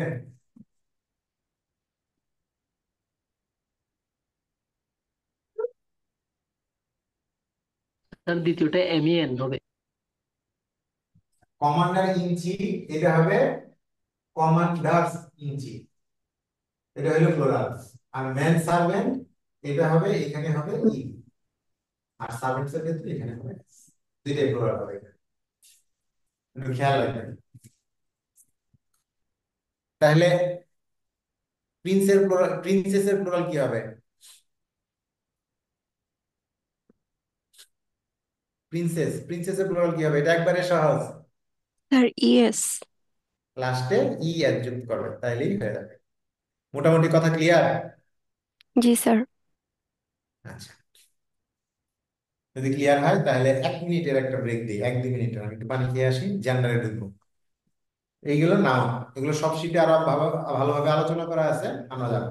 তো যাওয়ার আগে জেন্ডারের কয়েকটা প্রশ্ন লিখি, 1 মিনিটের একটা ব্রেক দিব। তার আগে একটু খেয়াল করে যে সিবলিং, মেয়ার, এই দুইটা শব্দ পরীক্ষায় আসছিল। তো এই আমরা আসা এখান থেকে নিয়ে আলোচনা শুরু করবো। ল্যাপটপটা ফেলে দিও না, তুমি এদিকে আসো।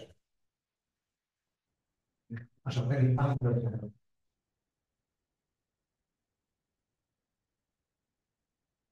হ্যাঁ,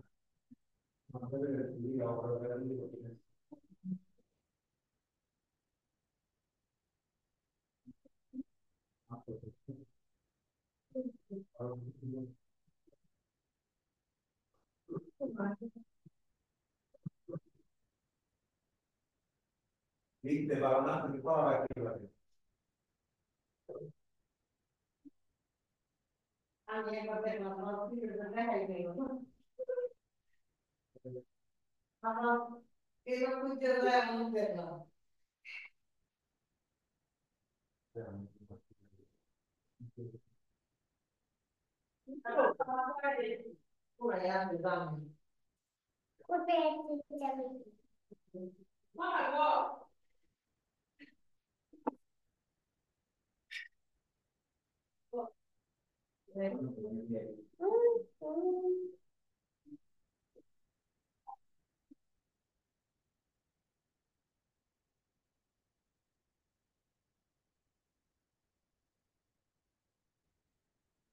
ভালো, মোবাইল একটা ভালো বুদ্ধি দিয়ে নাও। আজকে তুমি কিন্তু অনেক দুষ্টু হয়ে গেলে। আমাকে একটু দাও, একবার দিও, একবার দাও। জেন্ডার থেকে পরীক্ষায়, গত কয়েকবার পরীক্ষায় দেখা যাচ্ছে যে সব সময় যে প্রশ্ন আসে, সব সময় যে পরীক্ষায় প্রশ্ন আসে এরকম না। জেন্ডার থেকে শুনতে শুনতে পাচ্ছি সবাই? জি স্যার। জেন্ডার, জেন্ডার কি আসলে বলেন তো? জেন্ডার বলতে পুরুষ না নারী, নিউটার না কমন, এটা বোঝায়। এখন মানে ম্যাসকিউলিন আর একটা হচ্ছে ফেমিনিন, সাধারণত এই ফেমিনিন। দুইটাই পরীক্ষায় আসে। হ্যাঁ, তো আমি 40 BCS এর একটা প্রশ্ন করে লিখছি। আরেকটা হচ্ছে আপনার মেয়ার শব্দটাতে 30 বা 34 BCS এ আসছিল, আমার ঠিক মনে নাই, যেটা লিখছি আর কি। আচ্ছা, এখন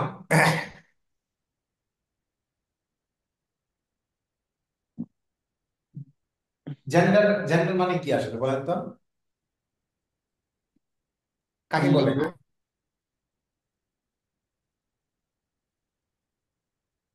একটু আগে আমরা পড়ছি নাউন প্রোনাউনের নাম্বার হয়, এই নাউন প্রোনাউনের জাতিগত পার্থক্য নির্দেশটাই হচ্ছে জেন্ডার। দেখেন আমরা আমরা আসলে কি, আমরা টপিক গুলোর সংজ্ঞা জানি না।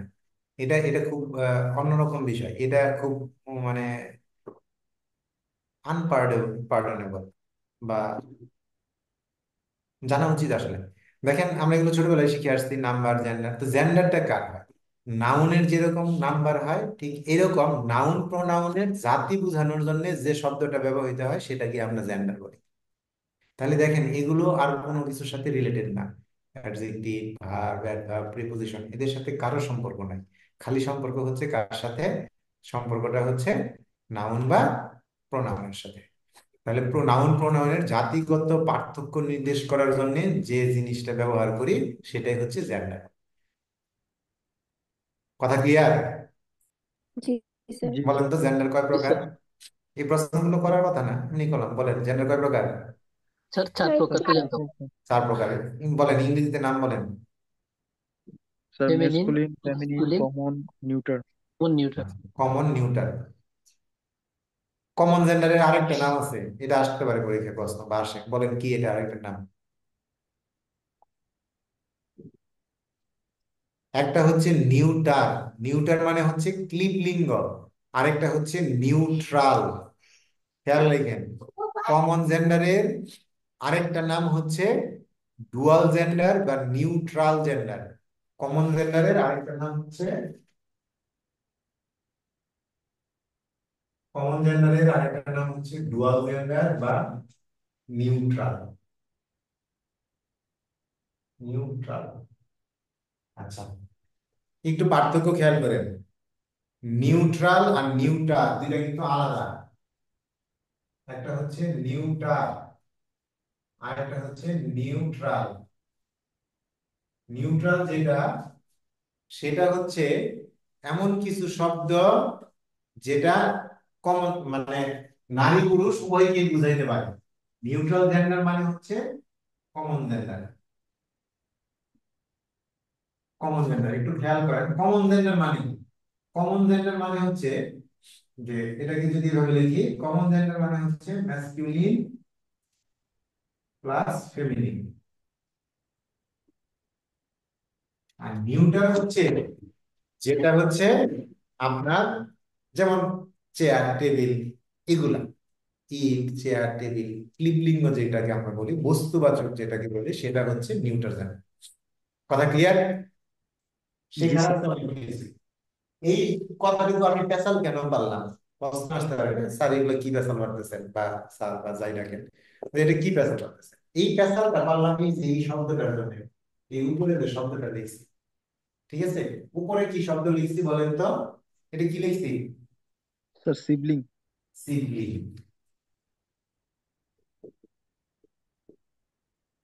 সিবলিংস, ইবলিংস, niblings, parents, children, grandparents, etc. লিখলাম না? একটু খেয়াল রাখবেন। আরেকটা আছে, লিখলাম না বললে হবে না, আরেকটা লিখতেই হবে। সেটা হচ্ছে স্পাউসেস। কয়টা শব্দ লিখছি? স্যার 7টা। 1 মিনিট সময় দিলাম, 7টা শব্দ মুখস্থ করেন, যেভাবে লিখছি বানান সহ ডাইরেক্ট মুখস্থ করেন।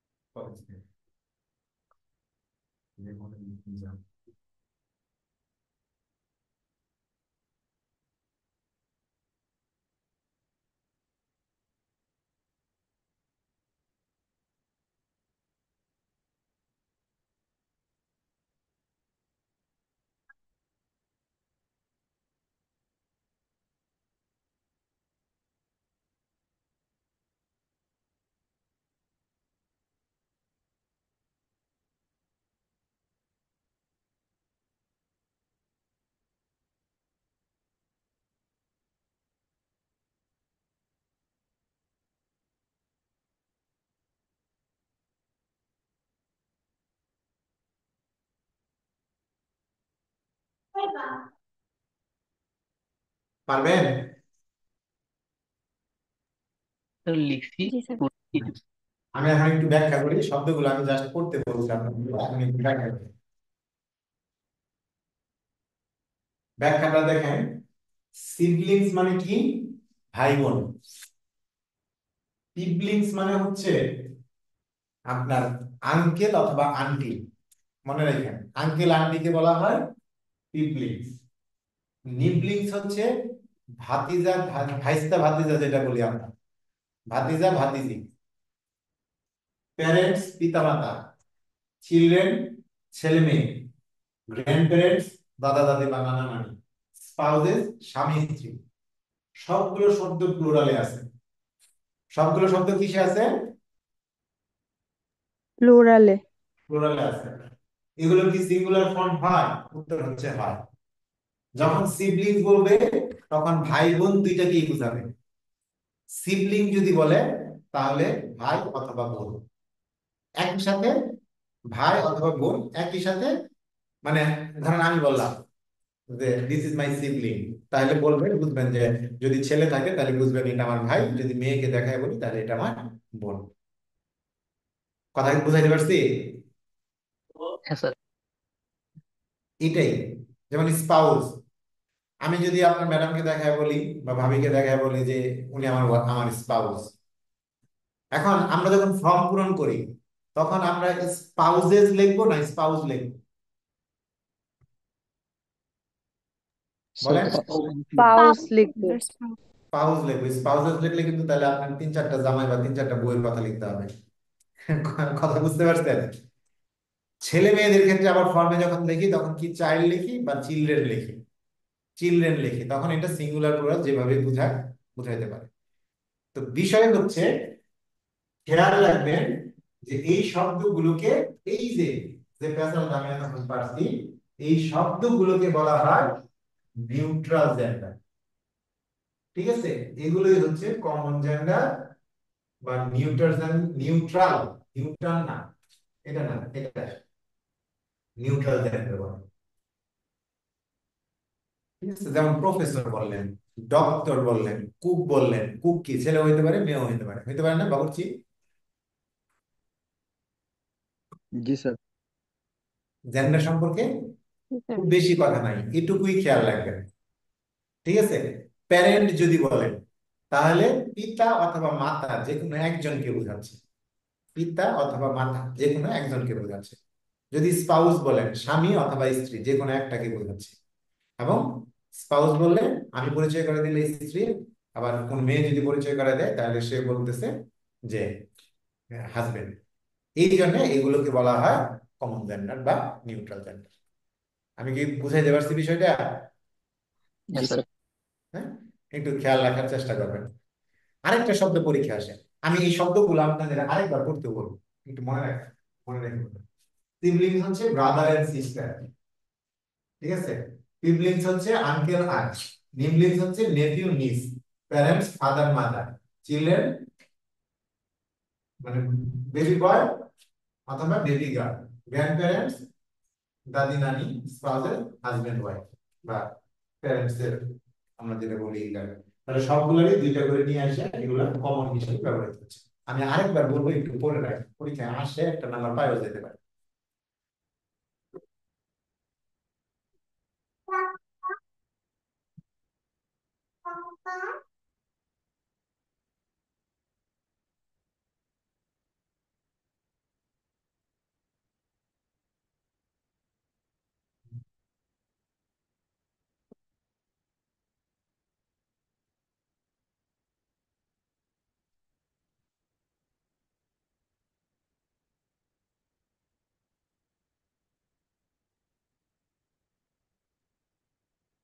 আশা করি পড়া শেষ।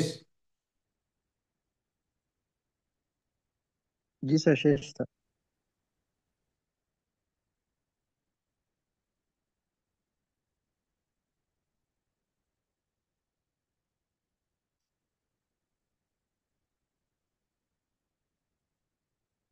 আরেকটা শব্দ লিখছিলাম সিবলিং এর নিচে, কি লিখছিলাম বলেন তো?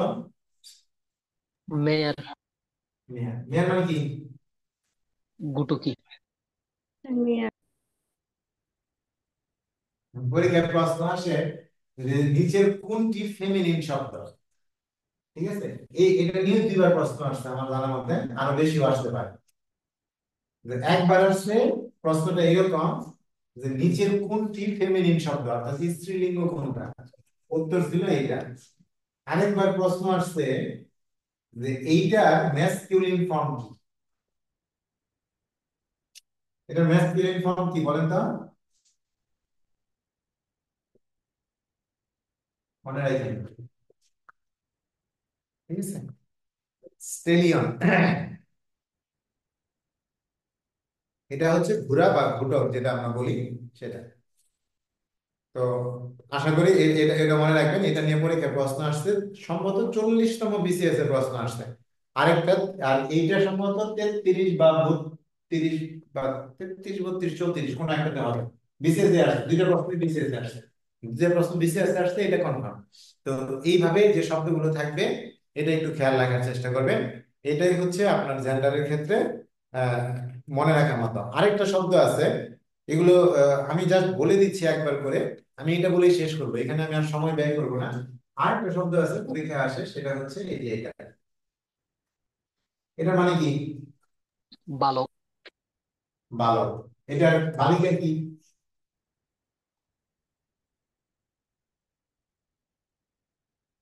খেয়াল রাখবো, পরীক্ষায় প্রশ্ন আসে, আমরা যেন উত্তর দিতে পারি, ঠিক আছে? যে লে, লেস, অল্প বয়সী বালিকা বা কিশোরীদেরকে এটা বলা হয়। তো একটু একটু খেয়াল রাখার চেষ্টা করবো যে এইগুলো যেন আমরা পরীক্ষায় আসলে পাই। আরেকটা আরেকটা শব্দ মনে করতে একটা ইনফ্যান্ট একটা শব্দ আছে, শিশু। ইনফ্যান্ট মানে কি? শিশু। শিশু। হ্যাঁ, এটাও আপনি খেয়াল রাখবেন, কমন জেন্ডার। এটাও কমন জেন্ডার। ইনফ্যান্ট মানে হচ্ছে শিশু, এটা হচ্ছে কমন জেন্ডার। তো এখান থেকে আমি আপনাদেরকে যে 7টা বলছি, প্রথম যে 7টা শব্দ দেখেছি, সেই 7টা শব্দ আপনারা খেয়াল রাখবেন। সেই 7টা শব্দ আপনি পরীক্ষায় মনে রাখার চেষ্টা করবেন, তাহলে ওই 7টা শব্দ আসলে যেন পরীক্ষায় আপনি আনসার করতে পারবেন, পারেন বা আনসার করার চেষ্টা করবেন। তো এই হলো আমাদের মোটামুটি এই জেন্ডার সম্পর্কে কথা।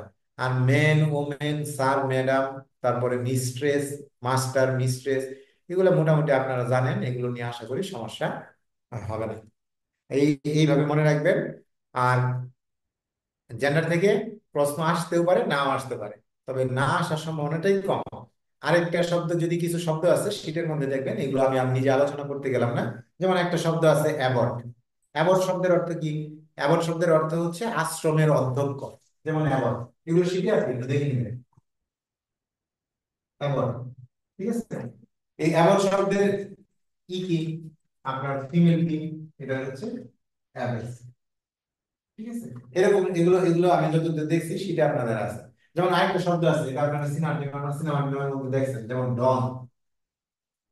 ডন মানে কি?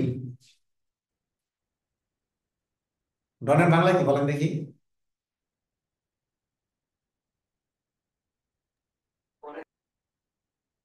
ডন জানি না শব্দটা স্যার। মূলত একটা স্পেনিশ শব্দ। এই শব্দটার অর্থ হচ্ছে মহাশয় বা কলেজের শিক্ষক। ভদ্র মহাশয়কে ডন বলা হয়, কিন্তু এটাকে আমরা আন্ডারগ্রাউন্ড ওয়ার্ডে নেগেটিভ অর্থে ব্যবহার করি। এই শব্দের ই হচ্ছে, বানান হচ্ছে এইটা, ফিমেল বা ফেমিনিন হচ্ছে এটা, ডোনা। মনে রাখবেন। এরকম আছে, যেমন মঙ্ক। মঙ্ক মানে কি বলেন? মঙ্ক মানে কি? স্যার সন্ন্যাস। এটার কি ফেমিনিন কি? নান রুটি। রুটি দিয়ে মনে রাখবেন, নান, ঠিক আছে? আরো আছে এরকম, ডিউক। ডিউক মানে কি? রাজপুত্র স্যার। রাজপুত্র বললে আসলে অভিজাত ব্যক্তিকে বুঝাইতে পারে, হ্যাঁ, অভিজাত ব্যক্তি রাজপুত্র বলতে পারে।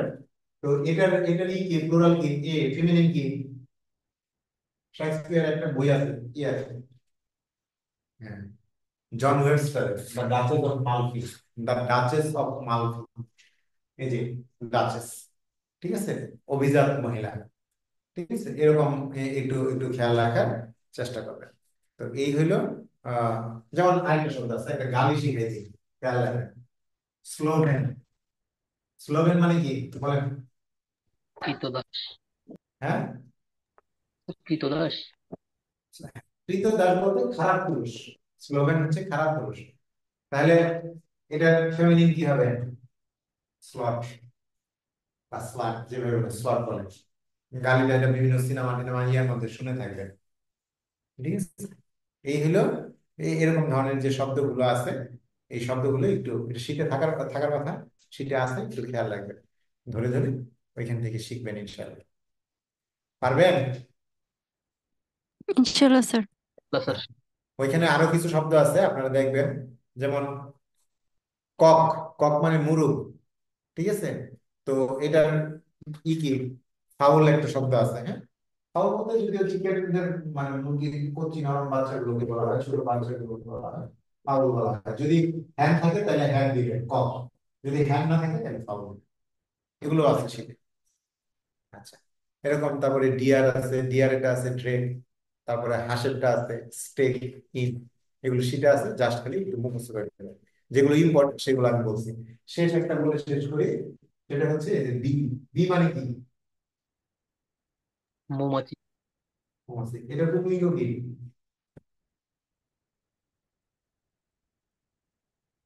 কি লাগছে? ড্রোন। ড্রোন।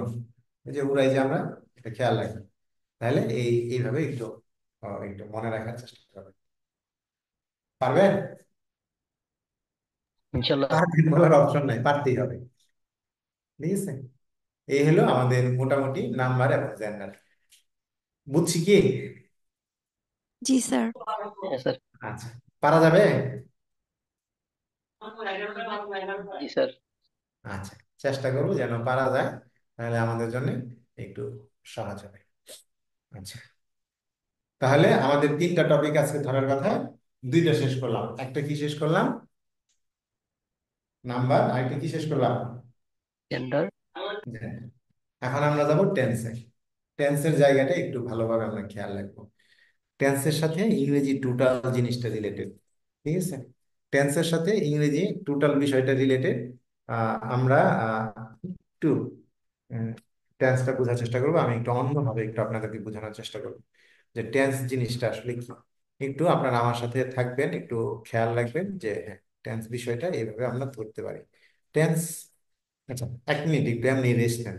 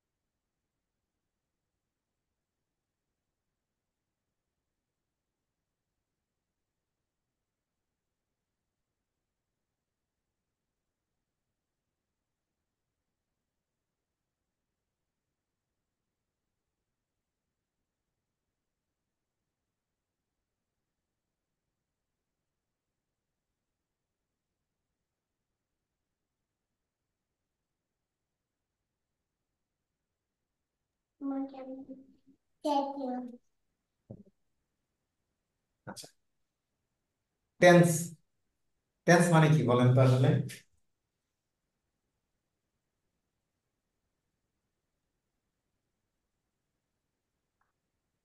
বলেন। ক্রিয়া সংগঠনের সময় বা কাল। আচ্ছা। যেটা জানি সেটাই বলি, ক্রিয়া সংগঠনের সময়কে বা কালকে টেন্স বলে। আমি একটা মজার জিনিস শিখাই, একটু খেয়াল রাখি।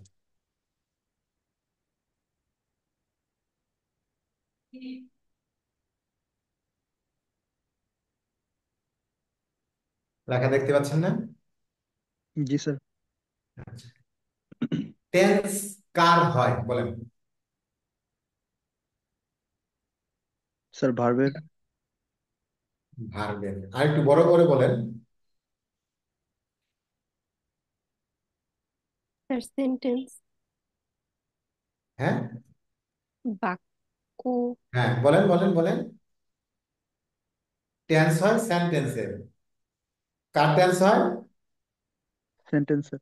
সেন্টেন্সের। তাহলে সেন্টেন্সের যদি টেন্স হয়, তাহলে এইভাবে ভাগ করে আসেন।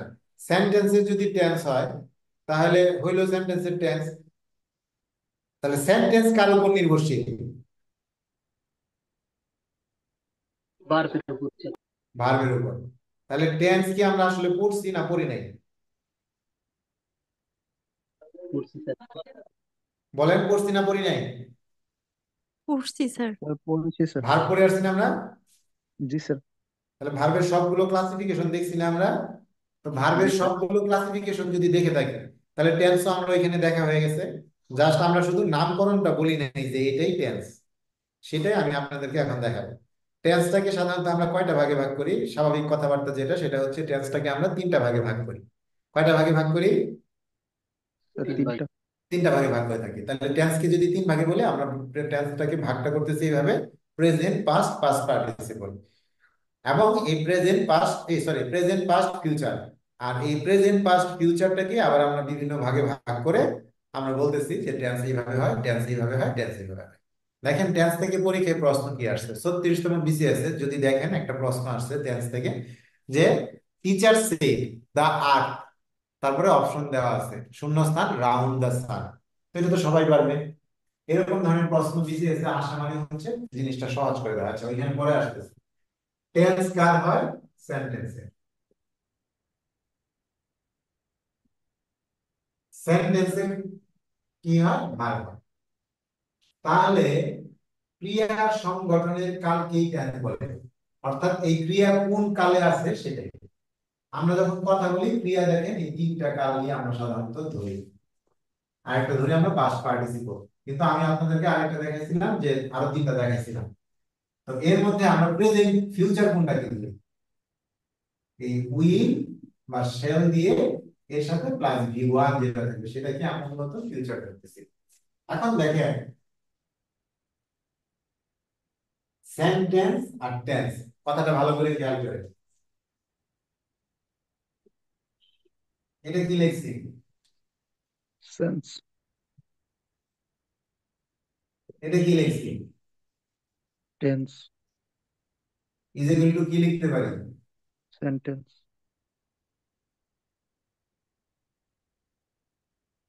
টেন্স কে বুঝার সক্ষমতা যদি আপনার থাকে, সেন্স দিয়ে যদি বুঝেন, তাহলে সেটাই হবে সেন্টেন্স। ওই সেন্টেন্সেরই কি হবে আবার? হিসাবটা বুঝছেন? জি স্যার। সেন্স দিয়ে টেন্স বুঝবো। কার টেন্স বুঝবো? সেন্স আর টেন্স মিলে হচ্ছে সেন্টেন্স। এই সেন্টেন্সটারই আবার আমরা রূপ ধারণ করবো। এই রূপটা ধারণ করবো কাকে নিয়ে? ভাবকে। তার মানে ঘুরে ফিরে জিনিস কোথায় চলে আসছে? আমি শুরুর দিকে, আপনাদের ক্লাসের শুরুর দিকে একটা কথা বলছিলাম যে গ্রামারকে সবসময় এই পার্টস অফ স্পিচে ব্যাখ্যা করার চেষ্টা করে। পার্টস অফ স্পিচে ব্যাখ্যা করে, তাহলে টেন্স কোথায় চলে আসছে? ভাবে চলে আসছে। তো ভাবের ক্লাসিফিকেশন জানলে টেন্স হয়ে যায়। আমি কথা কি বুঝাইতে পারছি? জি স্যার। স্যার হ্যাঁ। 36 বিসিএস এ পাস্ট ইনডিফিনিট টেন্স নিয়ে একটা প্রশ্ন আসছিল। প্রশ্নটা এরকম ছিল যে নিচের কোন সেন্টেন্সটি সঠিক? Identify the correct sentence. Option ছিল, কথা শুনে নি একটু, আমি আর লিখলাম না। Yesterday he has got home, yesterday he has got home, yesterday he did goat home, yesterday he had got home, yesterday he went home. আচ্ছা, আমি একটু লিখি, তাহলে আমি যে কাজটা করতে চাইতেছি একবারে কাজ হয়ে যাবে। 36 বিসিএস আসা একটা প্রশ্ন যে নিচে আইডেন্টিফাই দ্য কারেক্ট সেন্টেন্স, খেয়াল করে আইডেন্টিফাই দ্য কারেক্ট সেন্টেন্স। এখানে দিয়ে 1 নম্বরে দিয়েছে yesterday he has gone home, yesterday he had gone home, yesterday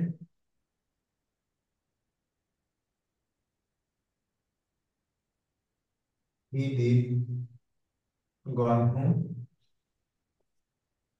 আর 4 নম্বরে আছে yesterday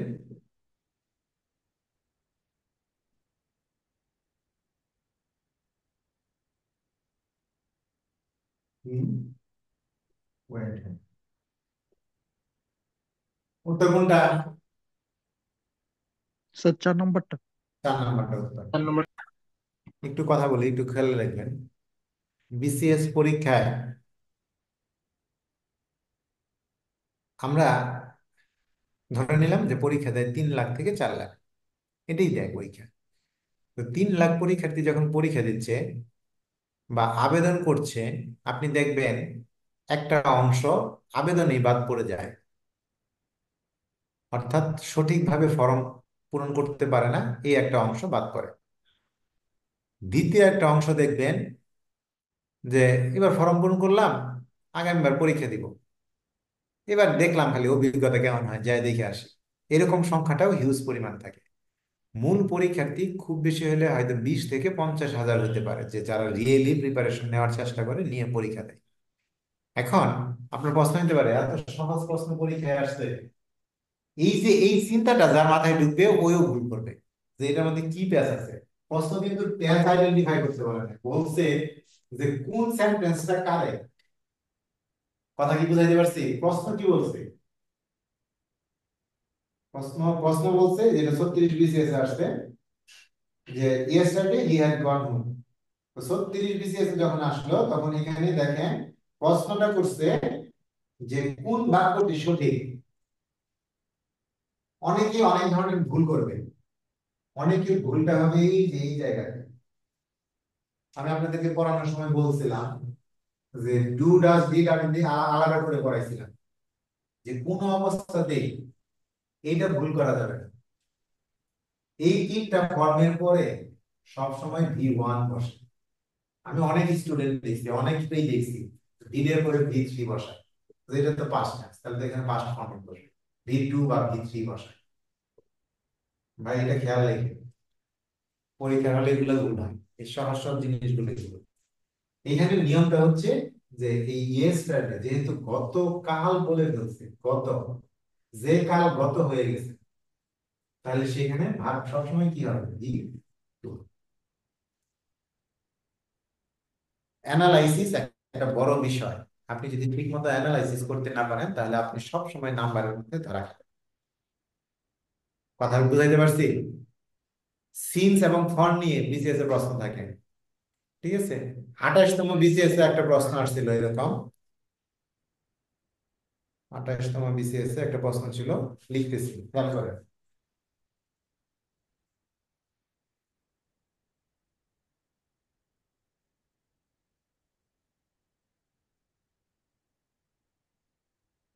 জুলিয়া হ্যাজ বিন ইল দিয়ে এখানে দেওয়া আছে 3 মান্থস, 3 মান্থস। অপশনে কি কি আছে? অপশনে আছে অ্যাবাউট, অপশনে আছে অ্যাবাউট, অপশনে আছে সিন্স, অপশনে আছে ইন, অপশনে আছে ফর। কোনটা দিব? স্যার পর। কেন পর ফর দিলেন? স্যার অনির্দিষ্ট সময়, কোনো পয়েন্ট অফ টাইম নেই স্যার। হ্যাঁ, পয়েন্ট অফ টাইম নেই। এটা এখন দেখেন কোন টেন্সে আছে এটা? Present perfect tense. তাহলে এখন দেখেন সিন্স আর ফর কি হচ্ছে। সিন্স আর ফর এর ব্যবহার একটু করে বলছিলাম আগে, যে সিন্স হচ্ছে পয়েন্ট বোঝায়, আর ফর কি বোঝায়, পিরিয়ড বোঝায়। পয়েন্ট মানে ফিক্সড বিন্দু, পিরিয়ড মানে অনির্দিষ্ট কাল বা কালব্যাপী। তাহলে এখানে 3 মান্থ, কোন 3 মান্থ বলছে, বলে 3 মাস ধরে, শুরুর সময়টা উল্লেখ করেনি, তখন এখানে ফর ব্যবহার করবে। করলেন কিন্তু টেন্স, কিন্তু উত্তর করলেন কনজাংশন ধরে। এটা একটা কনজাংশন বা কনজাংশনের নিয়ম ধরে আপনি উত্তর করলেন, ঠিক আছে। মানে কনজাংশনের নিয়ম ধরে উত্তর করলেন যে সিন্স ফরের আলাদা আলাদা ব্যবহার। নাম দিয়ে রাখছে টেন্স, কিন্তু পরীক্ষা আসলো এটা। 42তম বিসিএস একটা প্রশ্ন আসছিল, দা পুলিশ, খেয়াল করেন এটা অনেকেই ভুল করছে। 42তম বিসিএস আপনারা দেন দেখি উত্তর, দা পুলিশ শূন্যস্থান ইনফর্ম yesterday। অপশন ছিল A was, B were, C is, D are. উত্তর কি হবে?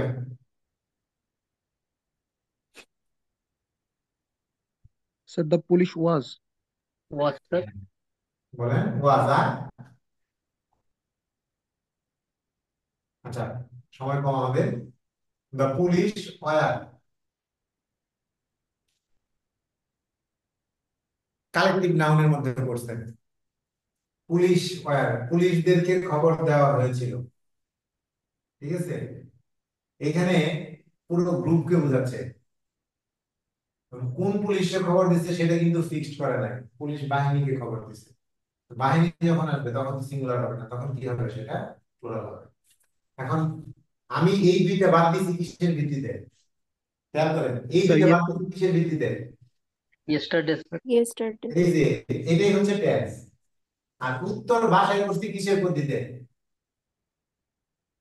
একটু আগে পড়ছি যেটা নাম্বারের পদ্ধতিতে। কথা বুঝতে পারছেন? কথা জি কি স্যার। বোঝা গেছে? জি স্যার। তাহলে এই যে যে এই যে যে ইগুলো, পদ্ধতিগুলো, এই পদ্ধতিগুলো বা বিষয়গুলো আপনারা খেয়াল রাখার চেষ্টা করবেন। যদি খেয়াল রাখতে পারেন তাহলে আপনার জন্য উত্তর করাটা সহজ হবে। আর যদি মনে করেন যে না, আর টেন্সের স্ট্রাকচার আমার শেখানো দরকার নাই, আমি একটা পদ্ধতি শিখাই দিচ্ছি, এই পদ্ধতিটা মনে রাখার চেষ্টা করবেন, তাহলে টেন্স আইডেন্টিফিকেশন করা নিয়ে আপনার ভুল হবে না, এবং ইনশাল্লাহ আপনার ভুল হবে না।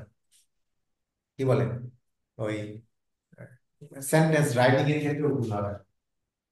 একটা সহজ পদ্ধতি দেখা যাচ্ছে।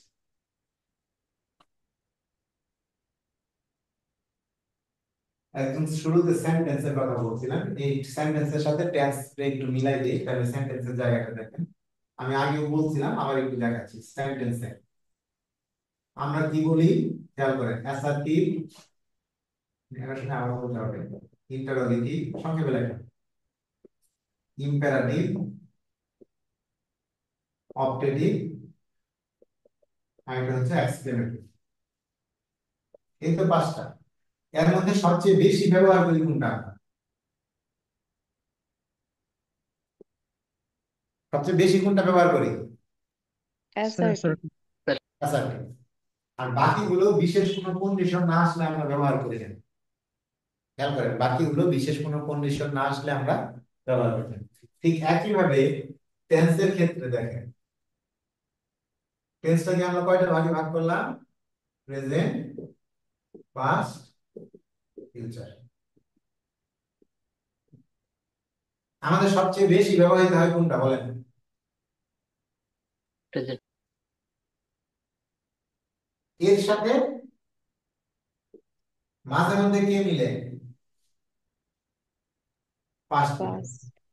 তার চেয়েও কম ব্যবহার করি আমরা কি, ফিউচার। ফিউচার। তাহলে সবচেয়ে বেশি কারে ব্যবহার করি আমরা, হিসাব করে প্রেজেন্ট। দেখেন। সবচেয়ে বেশি ব্যবহার করি আমরা প্রেজেন্ট ইনডিফিনিট, প্রেজেন্ট টেন্স। তাহলে প্রেজেন্ট টেন্স আর পাস্ট টেন্স, ফিউচার। আমি ক্লাসিফিকেশনে না গিয়ে আমি এই তিনটা টেন্সকে আইডেন্টিফাই করা শিখব। আমি একটা সরল লেখা দিয়ে আপনাকে এই টেন্সটা দেখানোর চেষ্টা করতেছি, একটু মনে রাখবেন সবাই, তাহলে আপনাদের জন্য সুবিধা হবে।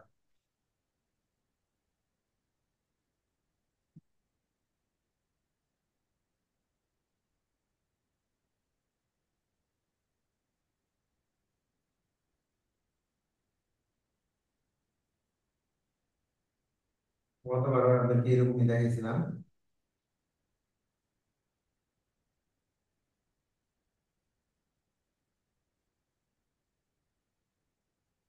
এটা কি? Sir present. এটা একটা বিন্দু। Starting point. হ্যাঁ, একটা পয়েন্ট। আচ্ছা, স্টার্টিং পয়েন্ট বা এই পয়েন্ট কোনো কিছুতে আপাতত না যায়।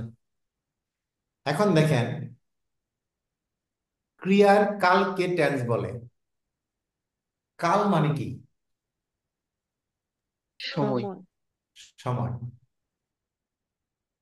ফিজিক্সের ভাষায়, এখনো পর্যন্ত আবিষ্কৃত ফিজিক্সের ভাষায়, সময় কি অগ্রসর হয় না সংকুচন হয়? সময় কি সম্প্রসারিত হয় না সংকুচিত হয়? মানে সময় কি করতেছে? স্যার মহাবিশ্ব প্রবাহ কি সংকুচিত হচ্ছে না সম্প্রসারিত হচ্ছে? স্যার সম্প্রসারিত হচ্ছে। সম্প্রসারিত হচ্ছে। সম্প্রসারিত হচ্ছে। তাহলে এই সম্প্রসারণের সাথেই তো সময় রিলেটেড। সম্প্রসারণের সাথে সময় রিলেটেড না? জি Yes, sir. স্যার। কথাটা বুঝেন? আমরা বিগ ব্যাং থিওরি দিচ্ছি, কোত্থেকে দিচ্ছি? বলতেছি বিগ ব্যাং থিওরি এত বছর আগে ঘটছিল। তাহলে সেখান থেকে সময়ের বিন্দু, সিঙ্গুলারিটি বলতেছি আমরা, সেখান থেকেই বিন্দু, এবং বিন্দু সর্বদা কোন দিকে চলমান? পশ্চিমের দিকে। সামনের দিকে না, অসীমের দিকে, সামনের দিকে, তাই না? ওই অসীমটা যেটা আমরা দেখি নাই সেদিকে চলমান। ঠিক একই ভাবে এই যে দেখেন, এই যে বিন্দু, এই যে কথাগুলো বলছি, কোন বিন্দুতে বলতেছি? আমি এখন আমার ঘড়িতে এখন 10টা 42 বাজে, তাহলে আমি কোন বিন্দুতে আছি? সময়ের কোন বিন্দুতে আছি? শুরুর বিন্দু। 10টা 42। কথা ঠিক না বেঠিক? ঠিক স্যার। আচ্ছা, ক্লাস শুরু করছি কয়টায়? 9টা 10-এ বা 9টায়। 9টা কোন বিন্দু? স্যার পিছনে অতীতের। পিছনের বিন্দু। সময়, খেয়াল করেন, এই বিন্দু থেকে শুরু, অসীমের দিকে যাত্রা, অসীমের দিকে যাত্রা। তাহলে অসীম বলতে কোনটা, যেটা আমরা দেখি নাই? তাহলে যেখানে আছি, খেয়াল করেন, এটা হচ্ছে প্রেজেন্ট। যেখানে যাব,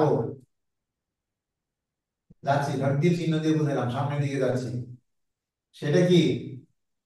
ফিউচার। ফিউচার।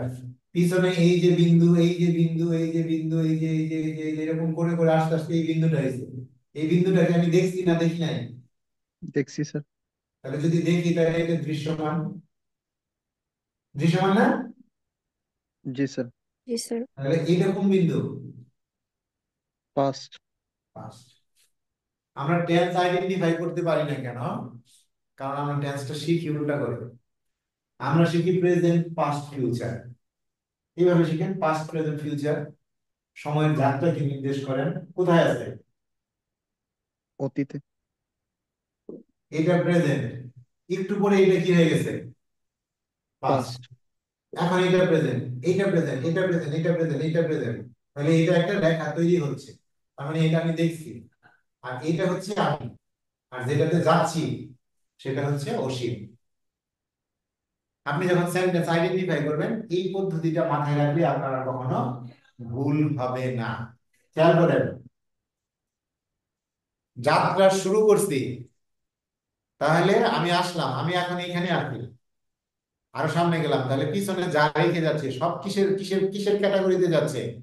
পাঁচটের ক্যাটাগরি। পাঁচটার ক্যাটাগরিতে যাচ্ছে। তাহলে আপনি এই সময়ের বিন্দুতে নিজেকে স্থাপন করেন।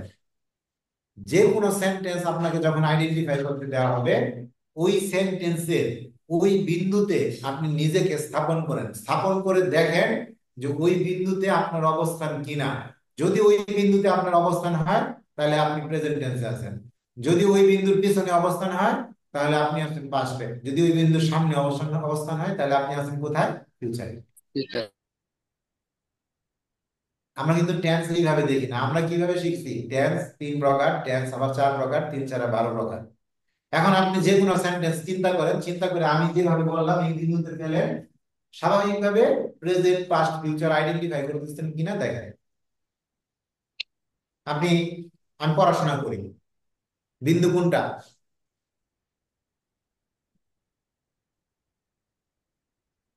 আমি পড়াশোনা করি, আমি কলেজে যাই, আমি ইউনিভার্সিটিতে যাই, এই ধরনের কথা যখন বলতেছেন তখন কোন বিন্দুতে বলতেছেন? স্যার অবস্থিত যেখানে প্রেজেন্ট বিন্দুতে করতেছেন। বলছেন। জি স্যার। আমি খেলতে গিয়েছিলাম, কোন বিন্দুতে বলছেন? স্যার অতীতের। আমি যাব, কোন বিন্দুতে বলছেন? ফিউচারে। Sir future. যা হয় নাই সেটাই ফিউচার, যেটা হয়ে গেছে সেটাই পাস্ট, যেখানে আছেন সেটাই প্রেজেন্ট। আর প্রেজেন্ট প্রত্যেক মুহূর্তে পাস্টে পরিণত হচ্ছে, প্রেজেন্ট প্রত্যেক মুহূর্তে কিসে পরিণত হচ্ছে? পাস্টে পাস্ট। পরিণত। যেখানে আছি সেটাই প্রেজেন্ট, যেটাকে পার করে আসছি পাস্ট, যেটাতে যাব সেটা হচ্ছে ফিউচার। এটুকু কথা কি বুঝছি না বুঝি নাই? জি স্যার বুঝতে পারছি। এখন এটুকু বুঝার পরে আমার প্রশ্ন, আপনি যে প্রশ্নটা করবেন যে স্যার তাহলে আমি বুঝবো কিভাবে এটা প্রেজেন্ট ইনডিফিনিট, এটা প্রেজেন্ট কন্টিনিউয়াস, এটা প্রেজেন্ট পারফেক্ট, এটা প্রেজেন্ট পারফেক্ট কন্টিনিউয়াস? এই চারটাই ভেজাল করে। আর দুইটা টেন্স ভেজাল করে, আরেক দুইটা ভেজাল করে, একটা হচ্ছে পাস্ট ইনডিফিনিট আর একটা হচ্ছে পাস্ট পারফেক্ট। এই তো বহুত গ্রামারিয়ান এই ছয়টাকে present indefinite, present continuous, past indefinite, past continuous, present indefinite, present এই ছয়টারে টেন্স বলে। আবার কেউ কেউ বলে প্রেজেন্টের চারটা আর পাস্টের দুইটা, এই দুইটাই টেন্স, আর বাকিগুলো ওই প্রেজেন্টের সাথে মিল রেখেই করা যায়। তো এত তর্কে যাব না, আমরা ছোট মানুষ, ছোট ভাবে চিন্তা করব। আমরা জাস্ট টেন্স আইডেন্টিফাই করব। পাস্ট ইনডিফিনিট কিভাবে বের করবো আগে আসেন। আচ্ছা, আগে প্রেজেন্ট আসি। এই বিন্দুতে যদি আপনি স্বাভাবিকভাবে কোনো কাজ করেন তাহলে সেটা কি? Sir present indefinite. সেটা হবে প্রেজেন্ট ইনডিফিনিট। এই বিন্দুকে ঘিরে যদি আপনি এরকম ঘুরতে থাকেন, তীর চিহ্ন দিয়ে বুঝাইলাম, আপনি যদি এরকম ঘুরতে থাকেন তাহলে সেটা কি? কন্টিনিউয়াস। কন্টিনিউয়াস। আগের বিন্দুতে কাজ করছেন কিন্তু কাজের ফলটা এখানে নিয়ে আসছেন, সেটা কি? পারফেক্ট। পারফেক্ট। আগের বিন্দুতে কাজ শুরু করছেন, এখানে এসে ঘুরতেছে, তাহলে সেটা কি? Perfect perfect continue. Continuous. Just এইভাবে মনে রাখেন। এখন খেয়াল করেন যে পাস্ট ইনডিফিনিট আর পাস্ট পারফেক্ট কিভাবে বাছাই করবেন। এটা হচ্ছে প্রেজেন্টের বিন্দু, এটা কি পাস্টের বিন্দু না? জি স্যার। এটাও কি পাস্টের বিন্দু না? জি স্যার। এটাও কি পাস্টের বিন্দু না? স্যার। এটা কি পাস্ট? এটাও কি পাস্ট? পাঁচটা দাগ দিছি, খেয়াল করে। এখন প্রেজেন্টের কাছাকাছি যে থাকবে সে সবসময় পাস্ট ইনডিফিনিট, সে সবসময় কি হবে? Past indefinite. প্রেজেন্ট বিন্দু থেকে দূরে যে থাকবে সেটা হচ্ছে পাস্ট পারফেক্ট।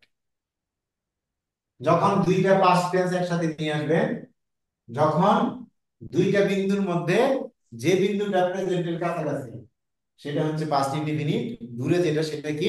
Past perfect. কথা কি বুঝাইতে পারছি? জি একটা স্যার। উদাহরণ দিই। ছোটবেলা তো আমরা সারা জীবন ডাক্তার আর রোগী দিয়েই পড়ছি। আপনি বললেন যে আমি স্টেডিয়ামে ঢুকার পূর্বে খেলা শুরু হয়ে গেল, বা স্টেডিয়ামে ঢুকার আগে খেলা শুরু হয়ে গেল। এখন দেখেন তো, আপনি যে বিন্দুতে আছেন সেটা কোন বিন্দু?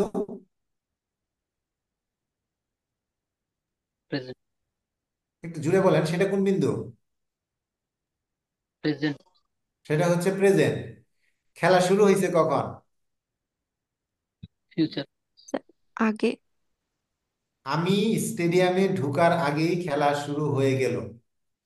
তাহলে আপনি এই মুহূর্তে স্টেডিয়ামে আছেন, খেলা শুরু হয়েছে একটা কাজ, স্টেডিয়ামে ঢুকছেন একটা কাজ। আপনি আছেন একটা বিন্দুতে, সেটা প্রেজেন্ট। স্টেডিয়ামে ঢুকছেন একটা, খেলা শুরু হয়েছে একটা। তাহলে কাজ কয়টা এখানে? আপনি ছাড়া আরো কয়টা কাজ আছে এখানে? দুইটা। দুইটা। দুইটা। ওই দুইটার মধ্যে আপনার কাছাকাছি কোনটা? স্টেডিয়ামে ঢুকা না খেলা শুরু হওয়া? ঢোকা। ঢুকা। তাহলে পাঁচ মিনিট কোনটা হবে? স্টেডিয়ামে ঢোকা। ঢোকা। আর পাঁচ পারফেক্ট কোনটা হবে? খেলা শুরু খেলা হওয়া। শুরু হওয়া। তাহলে এখন ইংরেজি করেন, সেন্টেন্স টেন্স আইডেন্টিফাই করতে পারেন কিনা দেখেন। The game had started before I entered the stadium. কথা কি বুঝাইতে পারছি?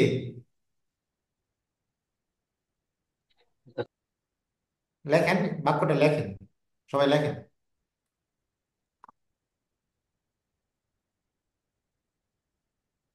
স্যার কি বলছেন স্যার আগে? খেয়াল করেন কাজ কয়টা করছে এখানে। আমি স্টেডিয়ামে আছি, আমি সংক্ষেপে লিখলাম আমি স্টেডিয়ামে আছি, আমি স্টেডিয়ামে ঢুকেছি, ঢুকছি না আগে। আরেকটা কি পাইছি আমি, খেলা শুরু হয়েছে,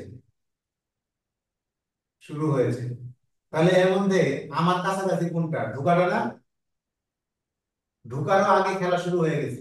তাহলে দুইটার মধ্যে ঢুকার। পরে আগে কিন্তু কোনটা, প্রেজেন্টের কাছাকাছি হচ্ছে ঢুকেছি।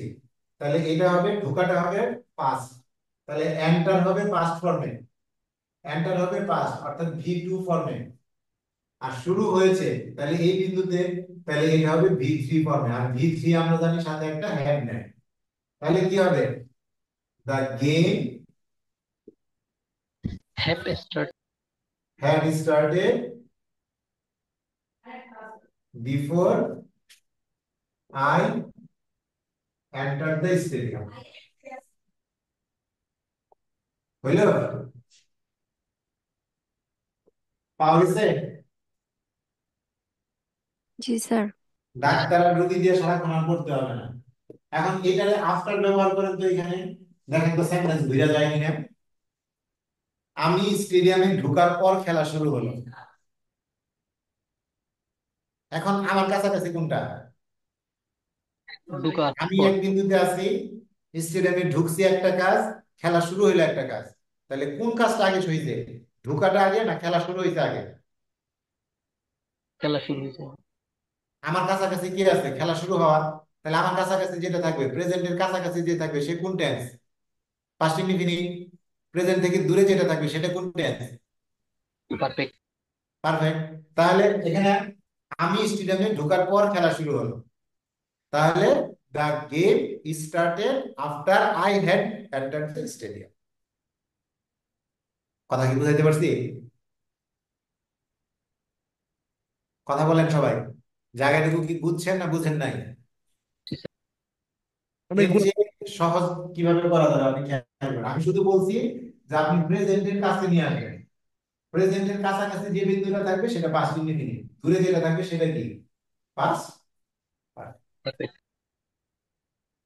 তাহলে আপনি সবসময় যে কোনো টেন্স যখনই আইডেন্টিফাই করতে যাবেন, আপনি কোথায় যাবেন, আপনি নিজেকে ওই বিন্দুতে স্থাপন করবেন, স্থাপন করে দেখবেন এটা আপনার সামনের বিন্দু না পিছনের বিন্দু। তাহলে আপনি সিদ্ধান্ত নিবেন এটা প্রেজেন্ট না পাস্ট না ফিউচার। এইটা সিদ্ধান্ত নেওয়ার পরে আপনি সাথে সাথে সিদ্ধান্ত নিবেন যে ওই মুহূর্তে চলমান কিনা, অতীতের মুহূর্তে চলমান কিনা। তাহলে কন্টিনিউয়াস। এই দুইটা কাজ করতে পারলে আর শেষ। আর বাকি যেটা নিয়ে ভেজাল হবে আমি শিখাই দিলাম। প্রেজেন্টের কাছাকাছি যে অংশটা থাকবে সেটা পাস্ট ইনডিফিনিট, প্রেজেন্ট থেকে দূরে যেটা থাকবে সেটা হচ্ছে পাস্ট পারফেক্ট। আমি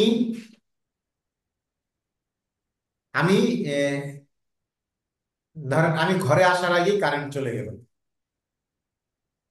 আমি ঘরে আসার আগেই কারেন্ট চলে গেল। কোনটা আগে ঘটছে দুইটার মধ্যে? আমি আসছি একটা কাজ আগে, একটা আসার আগে, অর্থাৎ আমি ওই মুহূর্তে ঘরে আছি, কারেন্ট তার আগে গেছে। তাহলে আমার কাছাকাছি কোনটা আছে? কারেন্ট চলে যাবে। কথা বুঝাইতে পারছি? এরকম করে ফিক্সড করবেন যে আমি আসার আগে, বা আমি ঘরে ঢোকার পূর্বে, বা আমি খাওয়া শুরু করার পূর্বে, বা আমি দেখতে যাওয়ার আগে, আমি স্টেশনে পৌঁছার পূর্বে, আমি ক্লাসে ঢোকার পূর্বে, বা আমি ক্লাসে ঢোকার পরে। সব জায়গাতেই দেখেন আগে পরে থাকতেছে, এবং প্রেজেন্টে মানে আমার থেকে আগে যেটা হচ্ছে, মানে আমার কাছাকাছি যেটা হচ্ছে সেটা হচ্ছে পাস্ট ইনডিফিনিট, আমার থেকে দূরে যেটা হচ্ছে সেটা হচ্ছে কি, পাস্ট।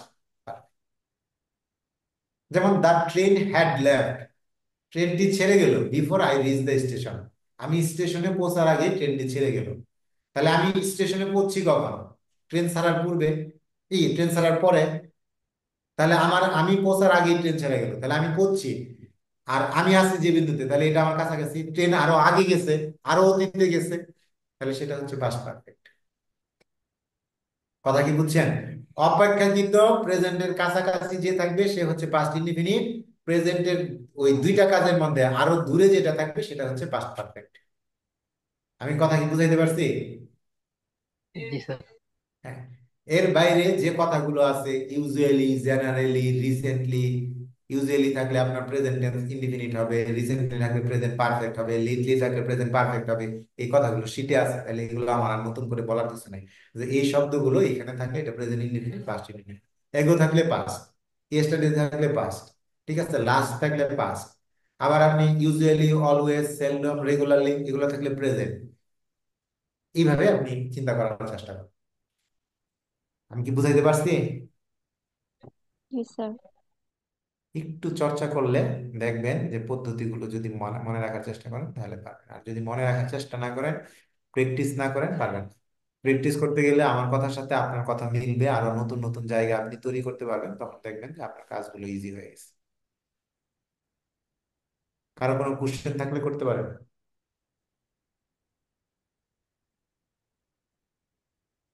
ওকে, কোশ্চেন না থাকলে তাহলে আমি লিভ নিব। আমি লিভ নেওয়ার আগে আপনাদেরকে বলতেছি যে আমরা এখানে যে আজকের ক্লাসে তিনটা জিনিস দেখার চেষ্টা করছি। একটা দেখছি নাম্বার, একটা লিখছি জেন্ডার, আর একটা লিখছি টেন্স। আমরা নাম্বারের বেশ কিছু জায়গা দেখছি যে ধরনের প্রশ্নগুলো থাকে, কিছু কনফিউশন থাকতে পারে বা যা যা পড়তে হবে। যেহেতু এগুলো অনেক পড়া, আমরা নাম্বার এবং জেন্ডার দুইটাকেই দেখলাম নাউন এবং প্রোনাউনের সাথে দুইজনই জড়িত থাকে।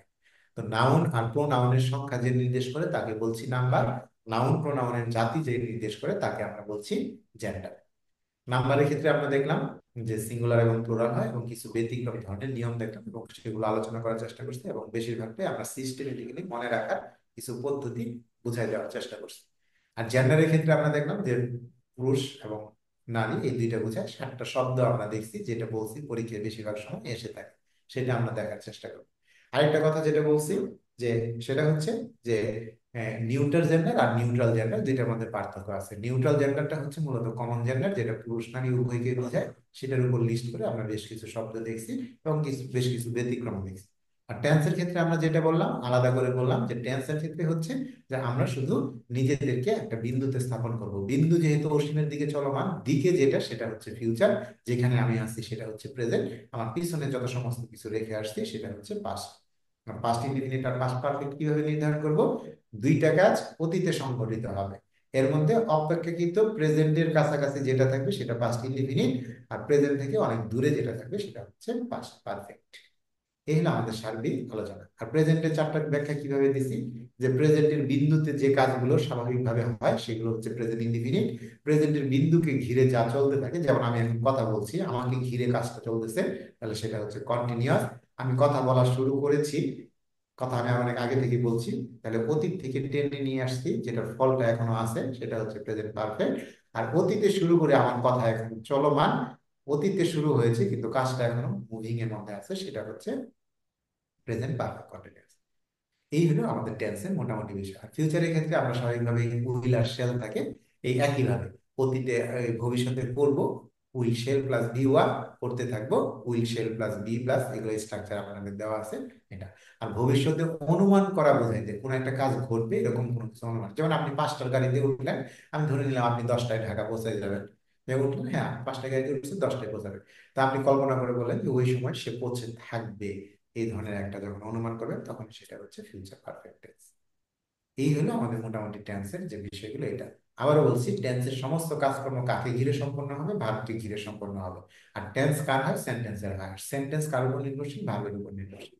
ভার্বের কোন কোন ফর্ম আছে? V1, V2, V3। V1 present, V2 past, আর V3 হচ্ছে পাস্ট পার্টিসিপল। এটা আমাদের পারফেক্টের ক্ষেত্রে কাজে লাগে। ফিউচারকে কিভাবে নির্ধারণ করি? উইল প্লাস শেল দিয়ে প্লাস V1 ব্যবহার করি। এই ছিল আমাদের আজকের টোটাল ক্লাস, যেগুলো আমি আলোচনা করছি, যেটা বলি। Am I clear? Yes. G sir. তাহলে এটা মনে রাখার চেষ্টা করবেন। আর গতকালকের ক্লাসের জন্য আমি সরি, হ্যাঁ, আপনাদের অনেকক্ষণ বসে থাকতে হয়েছে হয়তো। হ্যাঁ, আমি একটা প্রোগ্রামে গেছিলাম, এখান থেকে বের হইতে পারিনি, কোনোভাবেই বের হওয়া যাচ্ছিল না, যে জন্য ই করতে হয়েছে। তো যাই হোক, আপনাদের সহযোগিতার জন্য ধন্যবাদ। সবাই ভালো থাকবেন, সুস্থ থাকবেন, আমার জন্য দোয়া রাখবেন। এনামুল। টেন্স কি সম্পূর্ণ শেষ হয়েছে আজকে? হ্যাঁ, টেন্সের আমার তরফ থেকে বলার কিছু নাই, বাকিগুলো শীটের মধ্যেই সব বলা আছে। আমি শীটের বাইরে যতটুকু দরকার ছিল সেগুলো বলার চেষ্টা করছি। ঠিক আছে, আমরা স্যার আগামী সপ্তাহে প্রশ্ন করতে হবে তো। হ্যাঁ, আপনি প্রশ্ন নাম্বার, জেন্ডার এবং টেন্স আইডেন্টিফিকেশন থেকে, টেন্সের ওদের প্রশ্ন আইডেন্টিফিকেশন বা কারেকশন আসে, ওই ধরনের প্রশ্ন করতে পারবেন, কোনো সমস্যা হবে না ইনশাআল্লাহ। হ্যাঁ, ঠিক আছে। ওকে, ঠিক আছে।